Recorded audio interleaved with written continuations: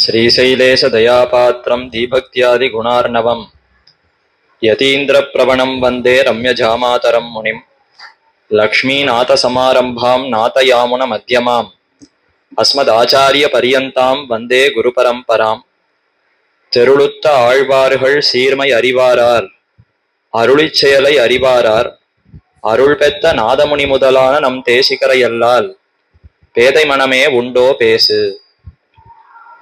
சுவாமி மணவாள மாமுனிகள் அவரை பத்தின ஆச்சரியமான தனியன் அவதரித்த சுபமான தினம் இன்றைய தினம். ஆணி மாசத்து திருமூல நன்னாள். வரவர முனி அழகிய மணவாள மாமுனிகள் என்னெல்லாம் திருநாமம் கொண்டிருக்கக்கூடிய ஆச்சாரியருடைய அப்பிரதிம வைபவங்கள், அந்த வைபவத்தை எல்லாம் இரண்டே வரி ஸ்லோகத்துக்குள்ளே அடக்கி ரொம்ப ஆச்சரியமாக பெரிய பெருமாள் தாமே ஒரு சிஷ்யனாக வந்து அவதரித்து அவர் அருளி செய்திருக்கக்கூடிய அற்புதமான ஒரு சந்தர்ப்பம். திருமலையாழ்வார் திருவாய்மொழி பிள்ளை எனும் ஆச்சாரியருடைய தயைக்கு பாத்திரபூதரானவர். ஸ்ரீசைலேஷ தயாபாத்திரம் தீ பக்தியாதி குணார்ணவம். சிறந்த ஞானம், தீ என்பதினாலே உயர்ந்த ஞானம், சாஸ்திரத்தை பத்தின அந்த ஆழ்ந்த தெளிவான ஞானம், அந்த ஞானம் கனிந்த நலம், அதுதான் பக்தி. அதற்கடுத்து உலக விஷயங்கள்ல வைராக்கியம். தீபக்தியாதி குணார்ணவம், இது முதலான எண்ணிறந்த கல்யாண குணங்களுக்கு ஒரே நிதியாக கடலாக இருப்பவர். தீபக்தியாதி குணார்ணவம் யதீந்திர பிரவணம், இதெல்லாம் முக்கிய பயன். இதனால எது முக்கியமான கருத்துன்னா, யதீந்திரங்கிற சுவாமி ராமானுசரிடத்துல அலாதியான பிரியத்தோடு இருக்க வேண்டும். இத்தனை குணங்கள் இருந்தும் ராமானுசரிடத்துல அன்பில்லைன்னு சொன்னால் அதனால ஏதும் பயன் இல்லையே. நம்முடைய சம்பிரதாயத்துக்கே ஆணிவேர் போலே மூலமாக திகழ்பவர் சுவாமி ராமானுசர். அப்ப யதீந்திரரிடத்துல பிராவண்யம், அதற்கு உறுப்பாக அங்கமாகத்தான் இந்த தீபக்தியாதி குணார்ணவம், ஸ்ரீசைலேஷருடைய தயைக்கு பாத்திரமாக இருத்தல். இந்த இரண்டு தன்மைகளும் சேர்ந்து யதீந்திரரிடத்திலே பிராவண்யத்தை வளர்த்து கொடுக்க யதீந்திர பிரவணம் வந்தே ரம்ய ஜாமாதரம் முனிம். அதனாலேயே அழகிய மணவாள மாமுனிகளாக திகழ்கிறார். எப்போதும் அழகு உண்டு, ஆனால் யதீந்திரரிடத்துல காதல் அதிகரிக்க அதனாலேயே அழகு மிக்கவராய், அதனாலேயே காந்தோபயந்த்ரு முனி என்ன அழகான அந்த திருநாமத்தை கொண்டு அனைவருடைய உள்ளத்தையும் கவரக்கூடிய பேரழகு, சிறந்த ஞானம், சிறந்த பக்தியோடு திகழ்கிறார். அப்படிப்பட்ட மாமுனிகளை அடைகிறேன், ஆசிரயித்து அவரை ஆச்சாரியராக பெற்றிருக்கிறேன்னு பெரிய பெருமாளே அருளி செய்திருக்கக்கூடிய விஷயம். அப்படிப்பட்ட சுபமான தினத்திலே இன்று நாம் கூடியிருப்பது குரு பரம்பரா பிரபாவத்தை அனுபவிப்பதற்கு. பெரிய பெருமாளை என்ன காட்டுகிறார்னா, ஆச்சாரியனை அண்டி இருக்க வேண்டும், ஆச்சாரியனுடைய அந்த உபதேசங்களை பெற வேண்டும், ஆச்சாரியர் மூலமாகவே ஞானத்தை பெற வேண்டும், ஆச்சாரியருடைய வைபவத்தை எப்போதும் அனுசந்திக்க வேண்டும். இதெல்லாம் இந்த தனியன்ல இருந்து தெரிகிறதா?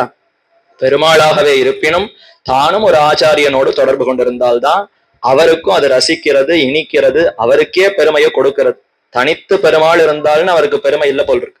ஆச்சாரிய சம்பந்தத்தோடு விளங்கினால்தான் அவருக்கே பெருமை பூர்த்தியாக முழுமையாக இருக்கிறதுன்னு அவர் விரும்புகிறார்னா, இப்ப பிரம்மம் எத்தை விரும்புகிறாரோ அதைத்தானே நாமும் பின்பற்ற வேண்டும். இப்ப பரமாத்மா தாமே ஆச்சாரிய சம்பந்தத்தை வெளியிடுகிறார்னா, இப்ப அவசியம் ஆச்சாரிய சம்பந்தம் உத்தேசியம். ஆச்சாரியருடைய வைபவத்தை நாக்கினால எப்போதும் அனுசந்தித்துக் கொண்டிருக்க வேண்டும். அவருடைய சரித்திரத்தை எப்போதும் மனதாலே தியானிக்க வேண்டும். ஜப்தவ்யம் குரு பரம்பரையும் துவயமும் என்ன ஆச்சாரியர்கள் காட்டுகிறார்கள். அப்ப ஆச்சாரியன், ஆச்சாரிய பரம்பரை. எனக்கு ஆச்சாரியர்னா அவருக்கு முன்னாடி எத்தனை ஆச்சாரியர்கள் வரிசையா இந்த அர்த்தங்களை பெற்று இன்று எனக்கு கொடுப்பதற்கு இப்படி காரணமாக இருக்கிறார்களோ அத்தனை பேரிடத்திலும் என்னுடைய அந்த பக்தியானது இருக்க வேண்டும். என்னுடைய வணக்கம், பிரணாமங்கள் அத்தனை பேருக்கும் போய் சேர வேண்டும். இதையெல்லாம் காட்டக்கூடிய அழகான ஒரு தனியனை சமர்ப்பித்த சுபமான தினம் இன்றைய தினம். அப்படிப்பட்ட தினத்திலே அந்த ஆச்சாரியர்களுடைய வைபவத்தை தெரிவிக்கக்கூடிய குரு பரம்பரா பிரபாவம்ங்கிற நூலை அனுபவிக்க உள்ளோம். அதிலே நாம் இப்பொழுது இருக்கக்கூடிய பகுதி அந்த ஆச்சாரியர்களுக்கும் முன்னே அவதரித்த ஆழ்வார்கள், ஆழ்வார்களுடைய அந்த அருளி செயல்கள், அதற்கு இருக்கக்கூடிய பிரபாவம், அதுதான் ரொம்ப முக்கியமானது. அந்த பிரபாவம், அந்த பெருமை, அது மனசுல பட்டவர்கள் தான் ஆச்சாரியர்கள். தெருளுத்த ஆழ்வார்கள் சீர்மை அறிவாரார், அருளிச் செயலை அறிவாரார். அருளிச் செயல்னு ஓதப்படுகிற இந்த பாசுரங்கள் எல்லாம் இருக்கிறது, இது சாமானிய தமிழ் பாசுரங்கள் அல்ல. இவைகளெல்லாம் அருளிச் செயல்கள், அருளாலேயே பிறந்தவை. அப்பனா எவ்வளவு விசேஷமானது என்பது மனதில நன்றாக பதிய வேண்டும்.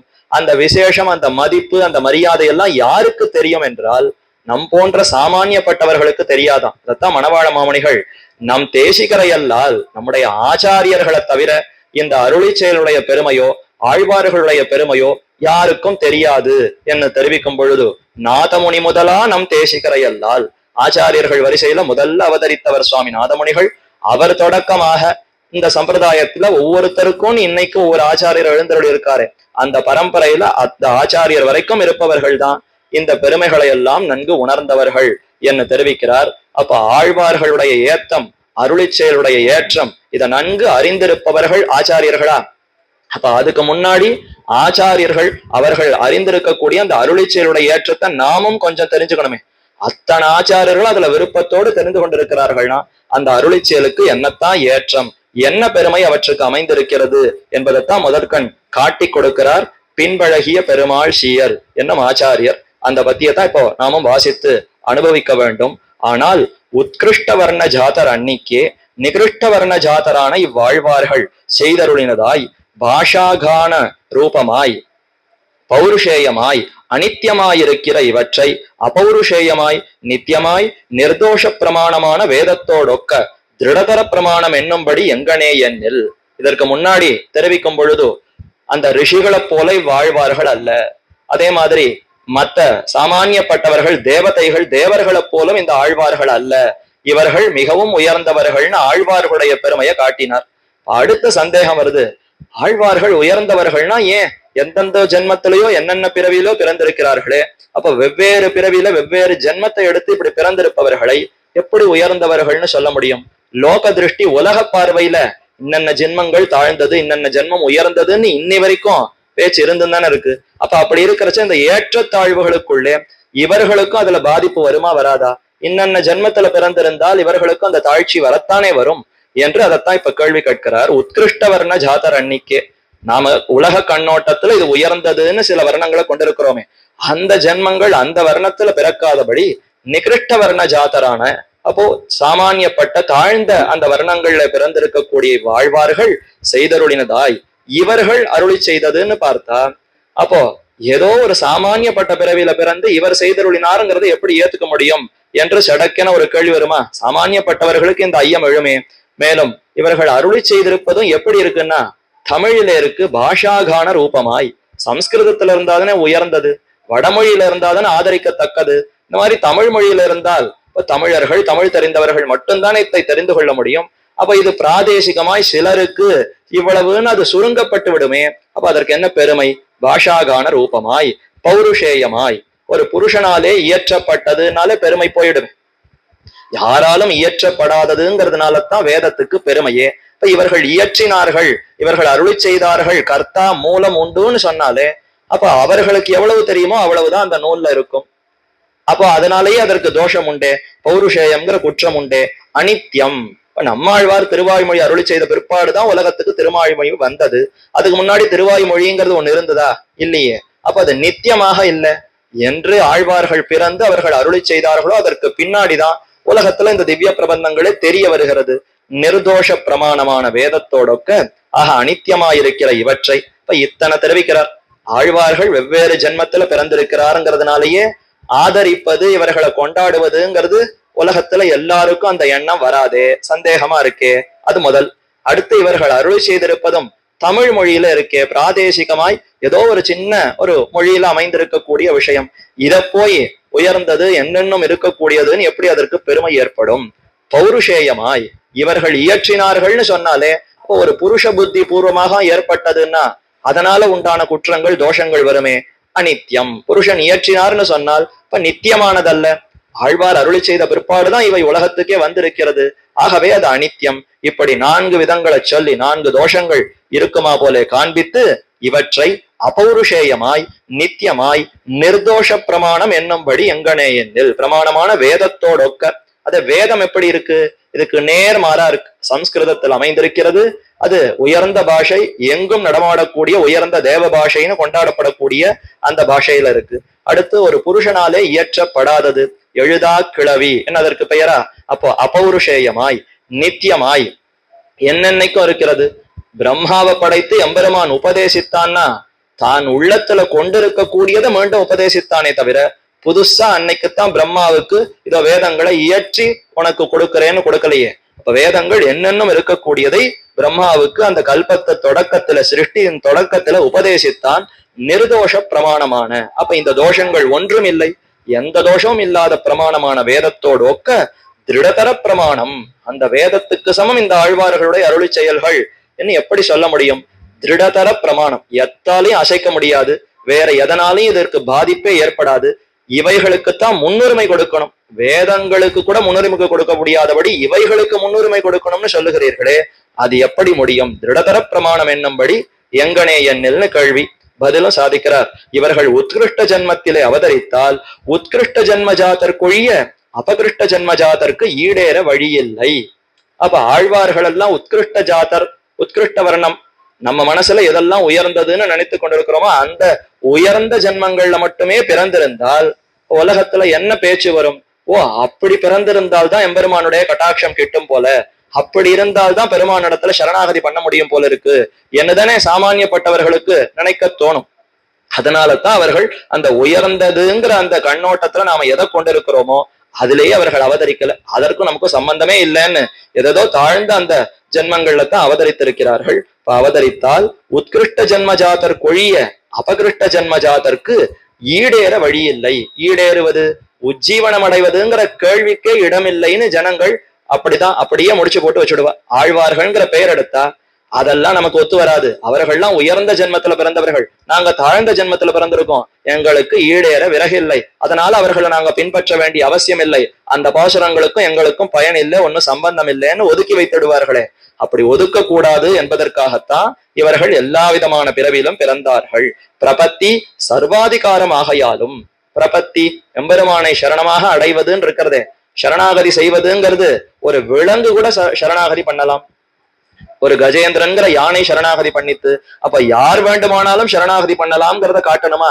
மனுஷர்களுக்குள்ளே இந்த கஷத்திரிய அரசன் தான் பண்ணலாம், இல்ல உயர்ந்த வைதிக பிராமணர் தான் பண்ணலாம் என்கிற பாகுபாடு இல்லை. யார் வேண்டுமானாலும் சரணாகதி பண்ணலாம்ங்கிறத காட்டுவதற்குத்தான் இப்படி அவதரித்தார்கள். இவர்கள் சம்சார நிமக்னரை உயர்த்த தாழ விழிந்தார்களே. ஒருத்தர் நதியில அடித்து கொண்டு போகிறார், ஒரு கணத்துல விழுந்துட்டாருன்னா மேல இருந்து கொண்டே கணத்துல விழுந்தவரை தூக்க முடியுமா? தானும் ஒக்க கணத்துக்குள்ள குதித்தால் தானே கணத்துல இருப்பவரை மேல தூக்க முடியும். அப்ப கீழே விழுகிறாரே அப்படின்னு அவருடைய பெருமை போயிடுமா?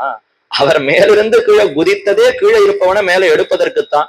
அதை போலத்தான் இவர்கள் எல்லோரும் அந்த நித்திய சூரியர்களுடைய அம்சத்தை பெற்று இவர்கள் நம்மை கரையேற்றுவதற்காக இந்த தாழ்ந்த ஜென்மங்கள் நாம நினைத்து கொண்டிருக்கக்கூடிய அந்த சில பிறவிகள்ல பிறந்தார்களே தவிர கர்மத்தினாலே ஏதோ ஒரு தாங்கள் செய்த அந்த புண்ணிய பாபத்தினுடைய பயனாக இவர்கள் அந்த பிறவியில் பிறக்கவே இல்லை.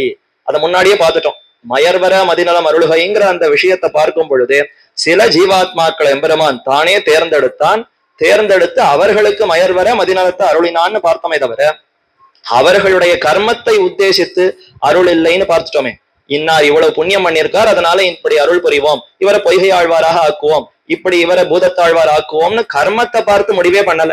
சாமான்யமா சில ஜீவாத்மாக்களை திடீர்னு தேர்ந்தெடுத்து அவர்களுக்கு தன்னுடைய விருப்பத்தினாலே கொடுத்திருக்கிறானே தவிர அவர்கள் செய்த எந்த செயலையும் எதிர்பார்க்கல, அவர்களுடைய பூர்வ கர்மத்தையும் எதிர்பார்க்கலையா.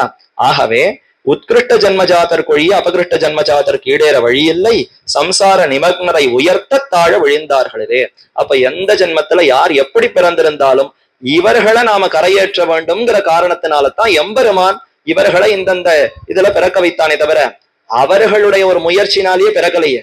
இவர்கள் அவதரித்ததே எம்பெருமானுடைய ஒரு கிருபா காரியம்னு பார்த்தால் அப்ப அவர்கள் பேர்ல அது தோஷமே கிடையாது. பிரபத்தி சர்வாதிகாரம், சம்சார நிமக்னரை உயர்த்த தாழ விழிந்தார்கள். ஹரிகீர்த்தம் வினைவ அந்யத் பிராமணேன நரோத்தம பாஷாகானம் ந காத்தவ்யம் தஸ்மாது பாபம் துவயா கிருத்தம். பாஷான்னு சொன்னா பொதுவா பாஷை அப்படின்னாலே சம்ஸ்கிருத பாஷையைத்தான் குறிக்கும். இப்ப அதற்கு மாறாக இருக்கக்கூடிய மற்ற மொழிகள் அது வேறு பாஷையா, மற்ற பாஷைகள் அந்நிய பாஷைகள். அந்த மற்ற பாஷையில பேசவே கூடாது, அதை பத்தி எதுவும் கொண்டாடக்கூடாது, அதுக்கு இருக்கக்கூடிய பெருமை எல்லாம் சிந்திக்க கூடாது. பாஷான்னு சொல்லக்கூடிய அந்த உயர்ந்த வடமொழியினுடைய பெருமைகளைத்தான் எப்பொழுதும் சிந்திக்க வேண்டும்னு சில நூல்கள் தர்மசாஸ்திரங்கள் தெரிவிக்கிறது. அதற்குத்தான் இது ஒரு விதி விலக்கு தெரிவிக்கிறது. ஹரிகீர்த்திம் வினைவ அந்யத் பிராமணேன நரோத்தம பாஷாகானம் ந காத்தவ்யம். மற்ற பாஷைகள்லயும் பேசலாம், எம்பெருமானுடைய பெருமையை பேசணும்னா அது எந்த பாஷையில் வேண்டுமானாலும் பேசலாம். வடமொழியில மட்டும்தான் எம்பெருமானுடைய பெருமைகளை கூற வேண்டும் என்ற எந்த ஒரு கட்டாயமும் இல்லை, ஒரு வரம்பும் இல்லை. ஹரி கீர்த்திம், ஹரியான எம்பெருமானுடைய கீர்த்தியை தவிர, வினாய்வ அந்யத், அந்த எம்பெருமானுடைய கீர்த்தியை தவிர மற்ற எதையுமே நரோத்தம என்ன ஒருத்தரை பார்த்து உபதேசிக்கிறார் ஒரு ரிஷி, பிராமணன் அந்தணன், இந்த ஹரி கீர்த்தியை தவிர, எம்பெருமானுடைய புகழை தவிர வேறு எதையும் மற்ற பாஷைகள்ல பாடக்கூடாது. பாஷாகானம் ந காத்தவ்யம் தஸ்மாத்து பாபம் துவயா கிருதம். அப்ப மற்ற மொழிகள்ல தாழ்ந்த விஷயங்கள் எதோ விஷயங்களை பத்தி பேசினால் அதனால பாபம் வரும்னு தெரிவிக்கிறது. இப்ப நாம யோசிக்க வேண்டியதுதான், தினந்தோறும் நாம 24 மணி நேரத்துல என்னென்னவோ பேசிட்டு இருக்கோம், என்னென்ன மொழியிலயோ என்னென்னமோ பேசுறோமே, இதனால எவ்வளவு பாப்பம் வரும். நமக்கு இதெல்லாம் பாப்பம் வரும்னே தெரியாமையே நம்ம கணக்குல நிறைய பாப்பங்கள் சேர்ந்து கொண்டே போகிறது. எப்படி அவ்வளவு பாப்பம் வருமானா, இந்த மாதிரி தான் நமக்கு தெரியாமையே பாப்பங்கள் வருகிறது. அது உடனே தெரியாமல் தண்டனை கொடுக்கலாமா, தெரிந்தால் தானே தண்டனை கொடுக்கலாம்னு கேட்டால் அப்படி சட்டம் எங்குமே இல்லையே. சட்டத்தை நாம தெரிந்து கொள்ள வேண்டும்ங்கிறது தான் சட்டமே எதிர்பார்க்கிறது. உனக்கு சட்டம் தெரியாததுனால உனக்கு தண்டனை கொடுக்க முடியாதுன்னு எங்கேயானு சொல்றாளா?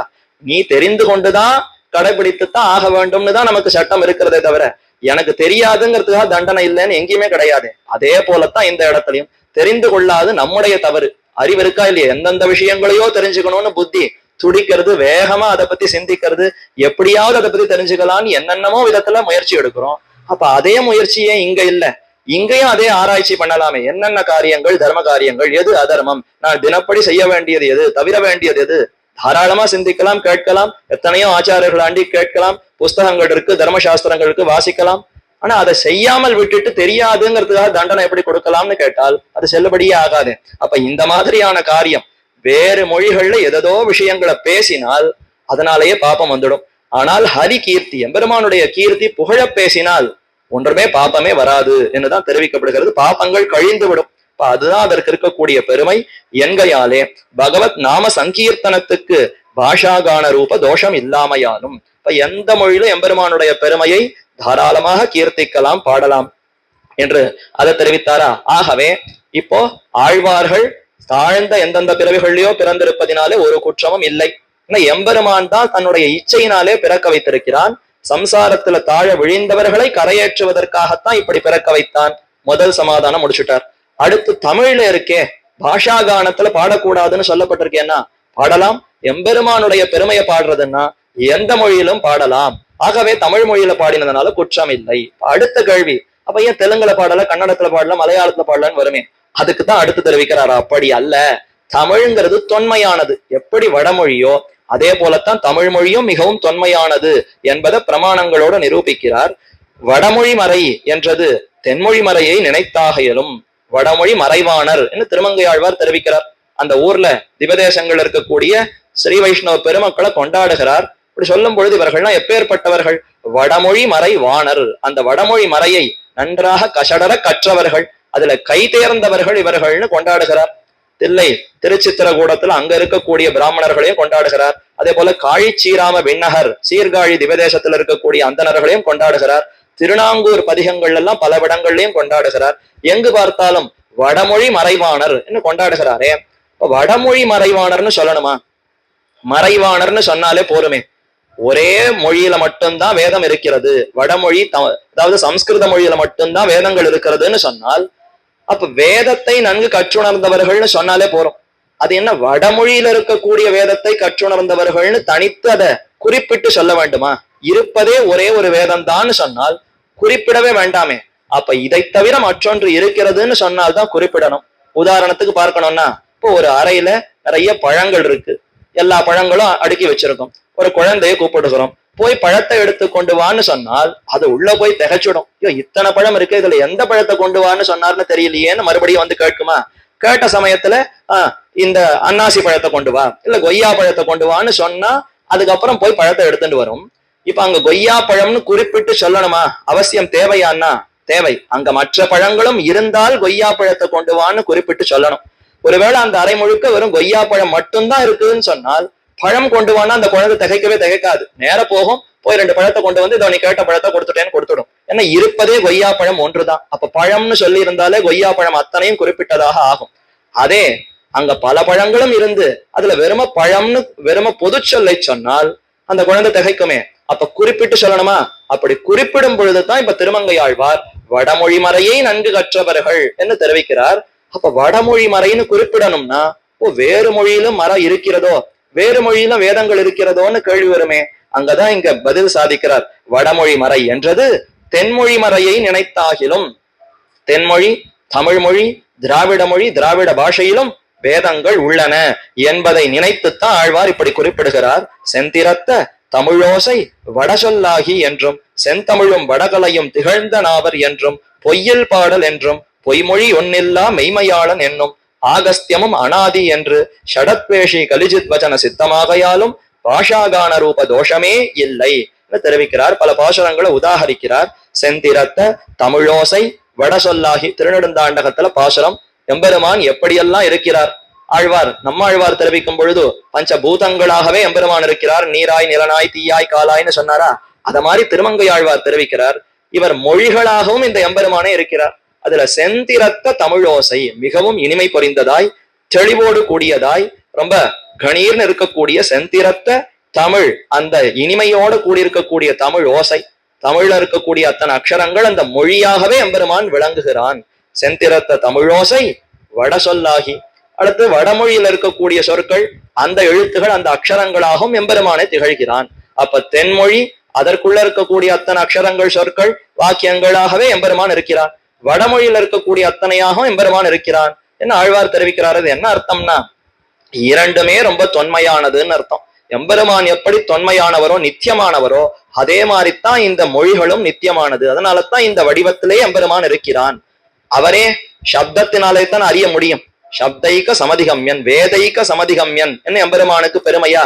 சாஸ்திர யோனித்வாத்னு பிரம்மசூத்திரத்துல இதைத்தான் 3வது சூத்திரத்துல வேதவியாசர் விசாரித்து தெரிவித்தார்.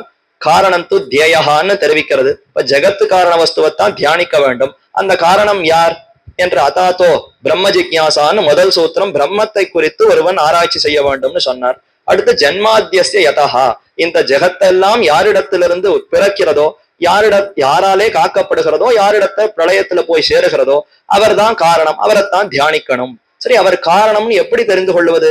இன்னார்தான் ஜெகத்து காரணம் எதை கொண்டு தெரிந்து கொள்வதுன்னா, காரணம் து தியேயஹா சாஸ்திர யோனித்வாத், சாஸ்திரங்களை கொண்டுதான் இவர் தான் பிரம்மம், இவர் தான் ஜெகத்துக்கு காரணம்னு தெரியணுமே ஒழிய எங்க பக்கத்தாத்துக்காரர் எதிராத்துக்காரர் நானே ஒரு புஸ்தகத்தை வாசிச்சு தெரிஞ்சுட்டேன் இதெல்லாம் கூடவே கூடாது. சாஸ்திரங்கள், வேதங்கள், அதையொட்டி இருக்கக்கூடிய அந்த தர்மசாஸ்திரங்கள், நூல்கள், இதிகாச புராணங்கள், இதை கொண்டுதான் எம்பெருமான் இவன்னு நிர்ணயிக்க வேண்டுமே தவிர மற்ற எதோ தாழ்ந்த விஷயங்களை கொண்டு நிர்ணயிக்க கூடாதா?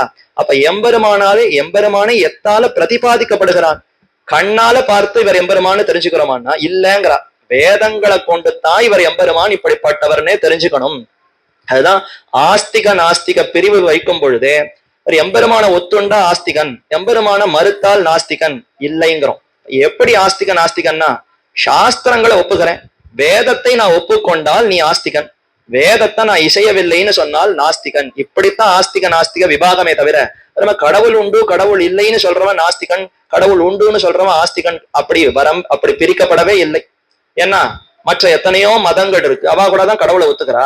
அப்ப அவளெல்லாம் ஆஸ்திகன்னு சொல்லிட முடியுமா? வேதத்தின் மூலமாக கடவுள் பிரம்மம் இவர்னு ஒத்துக்கொண்டால்தான் அவர் ஆஸ்திகனாக இருக்க முடியுமே தவிர, அப்ப இது இல்லாம மற்ற விதத்துல நான் கடவுளை ஒப்புக்கொள்ளுகிறேன்னு சொன்னால் அது ஆஸ்திக மதத்துக்குள்ள சேரவே சேராது. அப்ப ஆஸ்திகன் அஸ்தின்னு ஒன்ன ஒத்துக்கணும். எதை ஒத்துக்கணும்னா வேதம் அஸ்தி, அதுல இது சொல்லப்பட்ட அத்தனை வேத நூல் ஓதுகின்றது உண்மை அல்லதில்லைன்னு அனைத்தையும் அஸ்தி அஸ்தின்னு ஏத்துக்கிறேன். எதுவுமே நாஸ்தி இல்லைன்னு நான் மறுக்கவே இல்லை.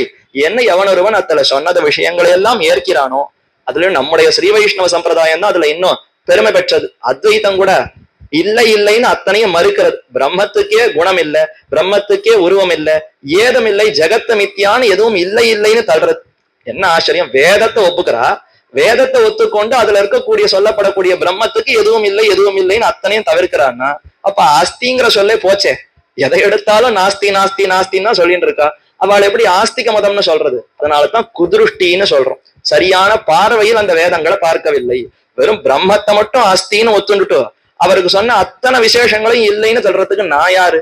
அப்படி தள்ளவே முடியாது. இப்ப அனைத்தையும் ஒப்புக்கொண்டு அஸ்தின்னு ஏற்றுக்கொள்ளக்கூடிய ஒரே மதம் நம்முடைய ஸ்ரீ வைஷ்ணவ மதம். அப்ப இதுதான் ஆஸ்திக மதத்துல தலையான மதமா?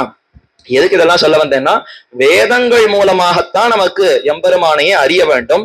அதைத்தான் இங்க வடமொழி மறை பாசுரத்துல செந்திரத்த தமிழோசை வட சொல்லாகின்னு தெரிவிக்கிறார். அப்ப இந்த 2 வேதங்கள் மூலமாகவே எம்பெருமான் அறிகிறோம். இப்ப வேதங்கள் நித்தியமா இருக்கணுமா இல்லையா? எம்பெருமான் நித்தியமாக இருக்கார், ஒப்புக்கொள்கிறோம். அவரை எதன் மூலமாக அறிய வேண்டுமோ அதுவும் நித்தியமாக இருக்கணுமா இல்லையா? இதுவே நித்தியம் இல்லை, இதை கொண்டு நான் எம்பெருமான் அறிகிறேன்னு எப்படி சொல்ல முடியும்? அப்ப வேதம்ங்கிற பிரமாணமும் நித்தியமாக இருந்தால்தான் இதனாலே சொல்லப்படக்கூடிய எம்பெருமான் நித்தியமாக இருக்கணும். இதுதானே வாதம், இதுதானே நியாயம். அப்ப வேதங்களும் நித்தியமானவை. வேதங்கள்னு சொல்லும் பொழுதே வடமொழி மறையும் உண்டு தென்மொழி மறையும் உண்டுன்னு ஆழ்வார். செந்திரத்த தமிழோசை வட சொல்லாகி. சொல்லுன்னா வெறும் நாம பேசக்கூடிய சொற்கள் பேச்சுகள்னு இங்க அர்த்தம் இல்லை. தமிழ்ல இருக்கக்கூடிய வேதங்களாகவே எம்பெருமான் இருக்கிறான், வடமொழியில இருக்கக்கூடிய வேதங்களாகவே எம்பெருமான் இருக்கிறான் என்று சொல்லும் பொழுது அதுல ஆழ்வார் ஒரு படி ஏற்றத்தை தமிழுக்கு வைத்தார். முதல்ல தமிழை சொல்லி அடுத்து வடமொழியை சொல்றாருன்னா, நமக்கு அருகே இருக்கக்கூடியது இதுதான். நம்ம ஏதோ தமிழ்நாட்டுல இருக்கோம், தமிழ் மொழியை தாய்மொழியா கொண்டு இருக்கிறோம், அதனால இது அருகே இருக்குன்னு சொல்லல. அந்த காலத்துல ஒரு 300-400 வருஷத்துக்கு முன்னாடி தமிழ்ங்கிறது உலகளாவிய மொழியாக இருந்ததுன்னு இன்னைக்கு கூட சான்று ஆதாரங்கள்லாம் காட்டுறா. எத்தனையோ பேர் ஆராய்ச்சி பண்ணி தாய்லாந்துல தமிழ் இருக்கு, மலேசியால தமிழ் இருக்கு, சிங்கப்பூர்ல தமிழ் இருக்கு, இன்னும் எங்கெங்கயோ உலகளாவிய நாடுகள்ல எல்லாம் தமிழ் மொழி நடையாடி கொண்டிருந்தது என்னெல்லாம் இப்ப கூட பாசுரங்கள்லாம் அங்க பாடப்படுகிறதுன்னு எவ்வளவோ ஆதாரங்கள்லாம் சொல்றாளே. அப்ப தமிழ்ங்கிறது தொன்மையானதாய் நித்தியமானதாய் ரொம்ப பிரபலமா எல்லாராலும் பேசப்பட்டு கொண்டிருந்த ஒரு மொழியாகத்தான் இருந்தது. கிரமத்துல எல்லாத்துக்குமே சுருக்கம் வருமா? அதே மாதிரி மாறுபாடுகள் வருமா? அதே மாதிரித்தான் இந்த வடமொழியும் தென்மொழியும் சிதைந்து சிதைந்து வெவ்வேறு பிரிவுகளாக மாறித்தான் இத்தனை மொழிகளாக அது மாறி இருக்கின்றன. ஆகவே மூலமாக இருக்கக்கூடியதுன்னு பார்த்தால் இந்த 2ம். அதிலே தமிழ் மொழிங்கிறது இன்னும் உயர்ந்தது, வடமொழிங்கிறது அதற்கு அடுத்துத்தான்னு திருமங்கையாழ்வாருடைய பாசுரத்துல அவர் அப்படி காட்டுகிறார். செந்திரத்த தமிழோசை வட சொல்லாகி. என்ன காரணம்னா, செந்திரத்த நல்ல இனிமையோடு கூடியிருப்பது. தமிழ்ங்கிற சொல்லுக்கே இனிமைன்னு அர்த்தம். ரொம்ப இனிமையானது, மதுரமானது, தெளிவானது, செம்மையானது, நேர்மையத்தான் சொல்லும். தமிழ் மொழிங்கிறது, தமிழ் வேதம்ங்கிறது உள்ளது உள்ளபடியா கொட்டிடும். இவனை மயக்க வைக்கணும், 3 குணத்தோட இருக்கிறவர்களுக்கெல்லாம் உபதேசிக்கணும். இதெல்லாம் வேதங்கள் உண்டு. திரைகுண்ய விஷயாக வேதாக இந்த கண்ணனே தெரிவிக்கிறாரு. வெறும் சத்துவ குணத்தோடு இருப்பவர்களுக்கு மட்டும்தான் வேதம் கிடையாது. ரஜோகுணம் தமோ குணத்தோடு இருப்பவர்களுக்கு கூட வேதம் உபதேசித்து அவர்களையும் சற்று இந்த பிடியில வரவழைத்து பின்னர் அது தெளிய வைக்கும். இது வரைக்கும் நீ பண்ணினதெல்லாம் தாழ்ந்த கர்மங்கள், இதை விட்டு உயர்ந்த கர்மத்துக்கு வான்னு படிப்படியா உயர்த்தி கொண்டு போகும். இதெல்லாம் தமிழ் வேதங்களுக்கு ஆகவே ஆகாது. எடுத்த இடத்துல பொட்டுல தரித்தார் போலே வாழாட்பட்டு நின்னீர் உள்ளீரேல் வந்து மண்ணும் மனமும் கொன்மீன். அது என்ன, இப்ப வந்தாதான் உங்களுக்கு வாழ்க்கை, 7 நிலத்தில் இடுவதன் முன்னம் வந்து எங்கள் குழாம் புகுந்து. இல்ல 50 வயசு 60 வயசு ஆனதுக்கு அப்புறம் பாக்குறேன்னெல்லாம் விட்டு விடவே விடாது. இப்பவே திருந்து இப்பவே வான்னு நேரடியா பொட்டுல தரித்தால் போல அர்த்தங்களை சொல்லி தெளிவாக நேர்மையாக உண்மையாக நமக்கு விளங்க வைக்கக்கூடியதுங்கிறது தமிழ் மொழி வேதம். வடமொழி வேதம் அப்படி இல்லையே. திடீர்னு இப்ப பார்த்தா என்னுடைய எதிரிக்கு நான் ஏதான ஒரு கெடுதல் நினைக்கணும்னா, வாஹா உனக்குன்னு வேதத்துல ஏதோ வழி இருக்கு என்ன, அந்த வழியை கூட காட்டுறது. எங்கேயான தமிழ் வேதம் இந்த மாதிரி ஒரு வழி காட்டுமா?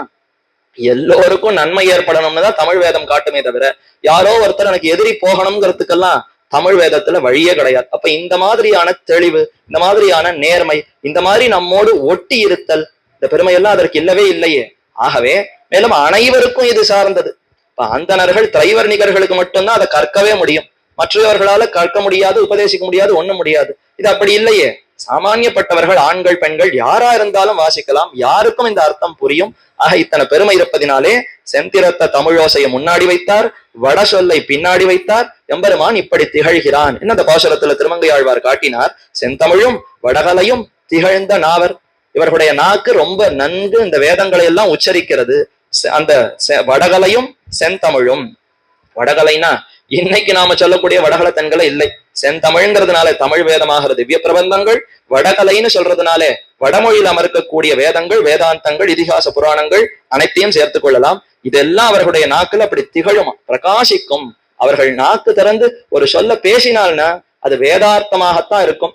இந்த திருக்கண்ணபுரத்து பெருமான் பதிகத்துல பாசுரத்துல கூட அவர்கள் திண்ணை பேச்சு பேசினால் கூட அதெல்லாம் வேதார்த்தமாகத்தான் இருக்கும் என்னெல்லாம் அங்க ஆழ்வார்கள் தெரிவிக்கிறார்கள்.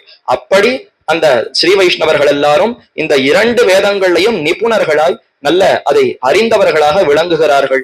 பொய்யில் பாடல், பொய்யே கிடையாது. ஆழ்வார்கள் சொல்லி இருக்கக்கூடிய அத்தனையும் பொய் கலசாதது, மெய்யான உண்மையை மட்டுமே தெரியக்கூடியது, நமக்கும் மயக்கத்தை ஏற்படுத்தாமல் தெளிவாக உபதேசிக்கக்கூடியது. அது பொய் இல்லாம சொல்லட்டும் ஒண்ணு. இப்ப வேதம் கூட பொய் இல்லாம தான் சொல்றது. அது ஏதாவது பொய் சொல்றதா? வேதம் ஒரு இடத்துலயும் பொய் இல்லாம தான், அதாவது வடமொழி வேதமும் பொய் இல்லாததுதான். ஆனால் நமக்கு அர்த்தத்தை புரிஞ்சுக்கிற சமயத்துல சற்று பொய் போல அது ஏற்படுத்தி விடுகிறதே. அந்த அர்த்தத்தை உண்மையா நமக்கு காட்டுகிறதா? மறைன்னு பேர் வச்சிருக்கா. அப்பனாவே அது மறைத்துத்தான் சொல்லும், நேரடியா சொல்லிடாது. முதல் படியில ஒரு மாதிரி புரிய வைக்கும், அடுத்த படியில நீ புரிஞ்சுட்டதே தப்புன்னு மாத்தி இன்னொரு தடவை புரிய வைக்கும். ஆனா எல்லாமே உண்மைன்னு நிரூபிச்சுடுவா. தலை சுத்துறதா? இந்த கஷ்டமே இல்ல தமிழ் வேதத்துல. நேரா அது பொய் இல்லாத பாடல்னா என்ன உண்மையோ, ஆத்மா சேஷப்பட்டது, பரமாத்மா தலைவன், நீ தொண்டு செய்ய வேண்டும், அறிய வேண்டியது 5 அர்த்தம் இந்தா என்ன ஒவ்வொரு பாசுரத்திலும் அது அழகா போட்டு அப்படி தெளிவாக அது உரைத்து விடுகிறது. அதனாலேயே பொய்யல் பாடல், தானும் பொய்யில்லாதது, நமக்கும் பொய்யை ஏற்படுத்தாதது. அப்படிப்பட்ட பாடல் பொய்மொழி ஒன்னில்லாத மெய்மையாளன், பொய்மொழியே தெரியாது. அப்படிப்பட்ட மெய்மையாளராகத்தான் இந்த ஆழ்வார்கள் எல்லோரும் இருக்கிறார்கள், திகழ்ந்தார்கள் என்றும். ஆகஸ்தியமும் அனாதி, அகஸ்தியராலே பறக்கப்பட்ட நன்கு பிரகாசப்படுத்தப்பட்ட மொழி இந்த மொழி என்றால், அகஸ்தியர் எப்பேற்பட்டவர்? சக்கரவர்த்தி திருமகனே அகஸ்தியர் ஆசிரமத்துக்கு சென்று வணங்கி அவரிடத்துல உபதேசத்தை பெறுகிறார்னா இனிமே மிச்சம் அவரிடத்துல ஒரு சந்தேகம் வேண்டாம். அப்பேற்பட்ட அகஸ்திய முனிவர் இத்தை தனக்கு ஒரு சிறந்த மொழியாக கொண்டு தான் இந்த தெற்கு திக்குல வந்து இத்தை பிரகாசப்படுத்திருக்கிறார்னா அப்ப நம்புறதுல சந்தேகமே வேண்டாமே. ஆகஸ்தியமும் அனாதி, அவர் பரப்பினார்னு சொன்னால், ரிஷி பரப்பி இருக்கிறார்னு சொன்னா அது அனாதியான தொன்மையான மொழியாகத்தான் இருக்க வேண்டும். ஆகவே அது அனாதி என்று ஷடத்வேஷி கலிஜித் வச்சன சித்தமாகையாலும். ஆக திருமங்கையாழ்வாருடைய பாசுரத்தை பார்த்துட்டோம், நம்மாழ்வாருடைய பாசுரத்தை பார்த்துட்டோம். ஷடத்வேஷி, அந்த ஷடம்ங்கிற வாயு அதை கோபித்தவர், அதை துவேஷித்தவரான நம்மாழ்வார். கலிஜித், கலியினுடைய அந்த கொடுமையை எல்லாம் வென்று, தான் வென்றதில்லை, நம்ம அத்தனை பேரையும் வெல்லும் விடத்துல அப்படி செய்யக்கூடிய கலிஜித் வச்சன சித்தமாகையாலும். இவர்களுடைய அந்த வச்சனம், வார்த்தைகள், அருளி செயல்கள், பாசுரங்கள்னாலே இது சித்தமாகிறபடியினாலே பாஷாகான ரூப தோஷமே, வேறு பாஷையில பேசக்கூடாதுன்னு சொல்லக்கூடிய குற்றம் அது இவைக்கு வரவே வராது, இவற்றுக்கு ஏற்படவே ஏற்படாது. எம்பெருமானுடைய பெருமையை எந்த பாஷையிலும் பாடலாம், கேட்கலாம், ஒரு தோஷமும் இல்லைன்னு அடுத்தது தெரிவித்தார். அடுத்து பௌருஷேயம்ங்கிற குற்றம் வருமே. என்னதான் இருந்தாலும் தமிழ் மொழியில இருந்தாலும் இவர்கள் பாடினது தானே. இப்போ ஒருத்தர் பாடி இருக்கிறார்னு சொன்னால் அவருக்கு எவ்வளவு தெரியுமோ அவ்வளவுதான் பாட முடியும். சற்று அவருக்கே மறதி ஏற்பட்டதுன்னா அந்த அர்த்தங்களே மறந்து போய்விடும். இப்படியெல்லாம் அந்த தோஷங்கள் அதுல வருமேன்னு கேட்டால், புருஷ புத்தி மூலமான தோஷத்துக்கு யானாய் தன்னை தான் பாடி தென்னாவென்னும் என்னம்மான் என்கிறபடியே இவ்வாழ்வார்கள் நாவிலிருந்து இன்கவி பாடும் பரமகவிகளாக நன்கு வந்து பரமசேதனான பரவாசுதேவன் தானே நன்றாக பாடி பிரகாசிப்பித்ததாகையாலும் அன்னமதாயிருந்து அங்கு அறநூல் உரைத்த என்றும், அன்னமாய் அங்கு அருமறை பயன்தான் என்றும் சொல்லுகிறபடியே ஹம்சாவதாரமாய் பிரம்மாவுக்கு வேதத்தை உபதேசித்தா போலேயும், வியாச பகவானை ஆவேசித்து வேதங்களை விஸ்தரிப்பித்தா போலேயும் இவர்களை கொண்டு பிரகாசிப்பித்ததாகையாலே இப்பிரபந்தங்களுக்கு புருஷ புத்தி ஜனித்த தோஷமே இல்லை என்று சாதிக்கிறார். ஒரு புருஷனாலே சொல்லப்பட்டதுன்னா குற்றம் தோஷம்னு பார்த்தோம். வியாசர் சொன்னதான வேதங்கள், வேத வியாசர்னு அவருக்கு பெயர். வேதங்கள் எல்லாம் ஒன்றாகத்தான் இருந்தன. இப்படி ஒன்றா இருந்தா இந்த கலியுகத்துல யாரும் சீண்டவே மாட்டா. மத்த யுகத்துல எல்லாம் ஆயுசு ஜாஸ்தி, 1000 வருஷம் சுமாரா சாமானியப்பட்டவர்களுக்கே 1000 வருஷம் ஆயுசம் இருக்கும். அப்பனா நன்ன தீர்க்க ஆயுசு நன்னா வாசிக்க கூடியதுக்கு காலம் இருக்கா? உடல் ஆரோக்கியம் வலுவா இருக்கும், ஆகாரமும் நன்ன சிறந்ததா இருக்கும். எல்லாமே அந்த காலத்துல நிறைய இருந்தது. நிறைய புத்தியும் நன்ன சாத்விக குணத்தோடு இருந்தது, ஈடுபட்டது, தெரிஞ்சுக்க முடிஞ்சது எல்லாம் இருந்தது. கலியுகத்துல எல்லாமே நசிச்சு போச்சே. அப்ப அப்படி இருக்கிற சமயத்துல இவைகள் ஒன்றாகவே இருந்தால் யாரு இதை பத்தி தெரிஞ்சுக்கவே மாட்டா.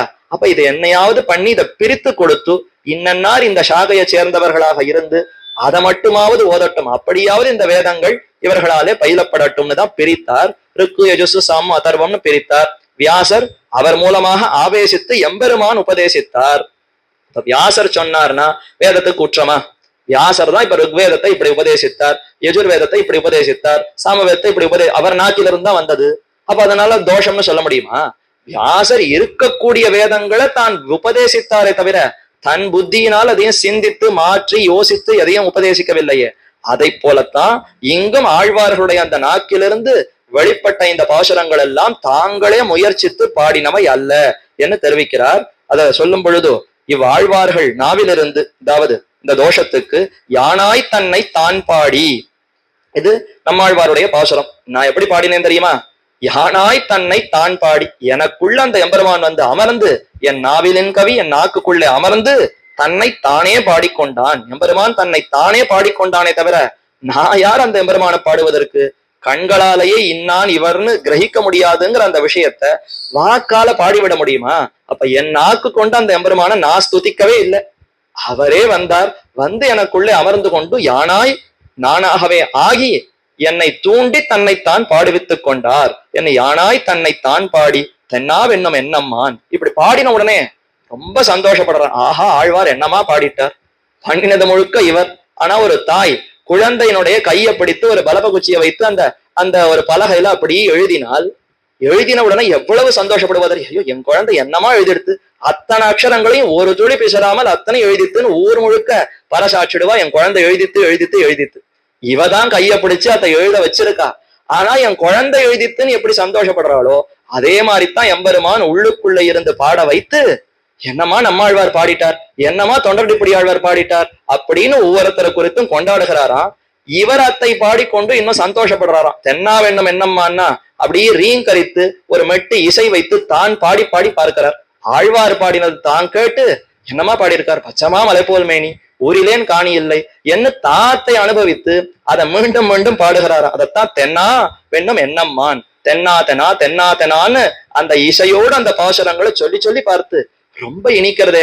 இப்படி வேதங்கள்ல கூட நமக்கு இந்த மாதிரியான வாக்கியங்கள் இல்லையே, இதில் அமைந்திருக்கிறதேன்னு அதை மிகவும் கொண்டாடுகிறார் எம்பெருமான். ஒரு தாயை போலே இப்படி ஆழ்வார்களுக்குள்ளே தானே இருந்து தன்னைத்தான் பாடிக்கொண்டான். இவ்வாழ்வார்கள் நாவிலிருந்து இன்கவி பாடும் பரமகவிகளாக நன்கு வந்து பரமச்சேதனான பரவாசுதேவன்.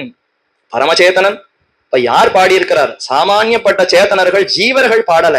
பரமச்சேதனான எம்பெருமான் பரவாசுதேவன் அவன் வந்து இன்கவி பாடும் பரமகவிகள்.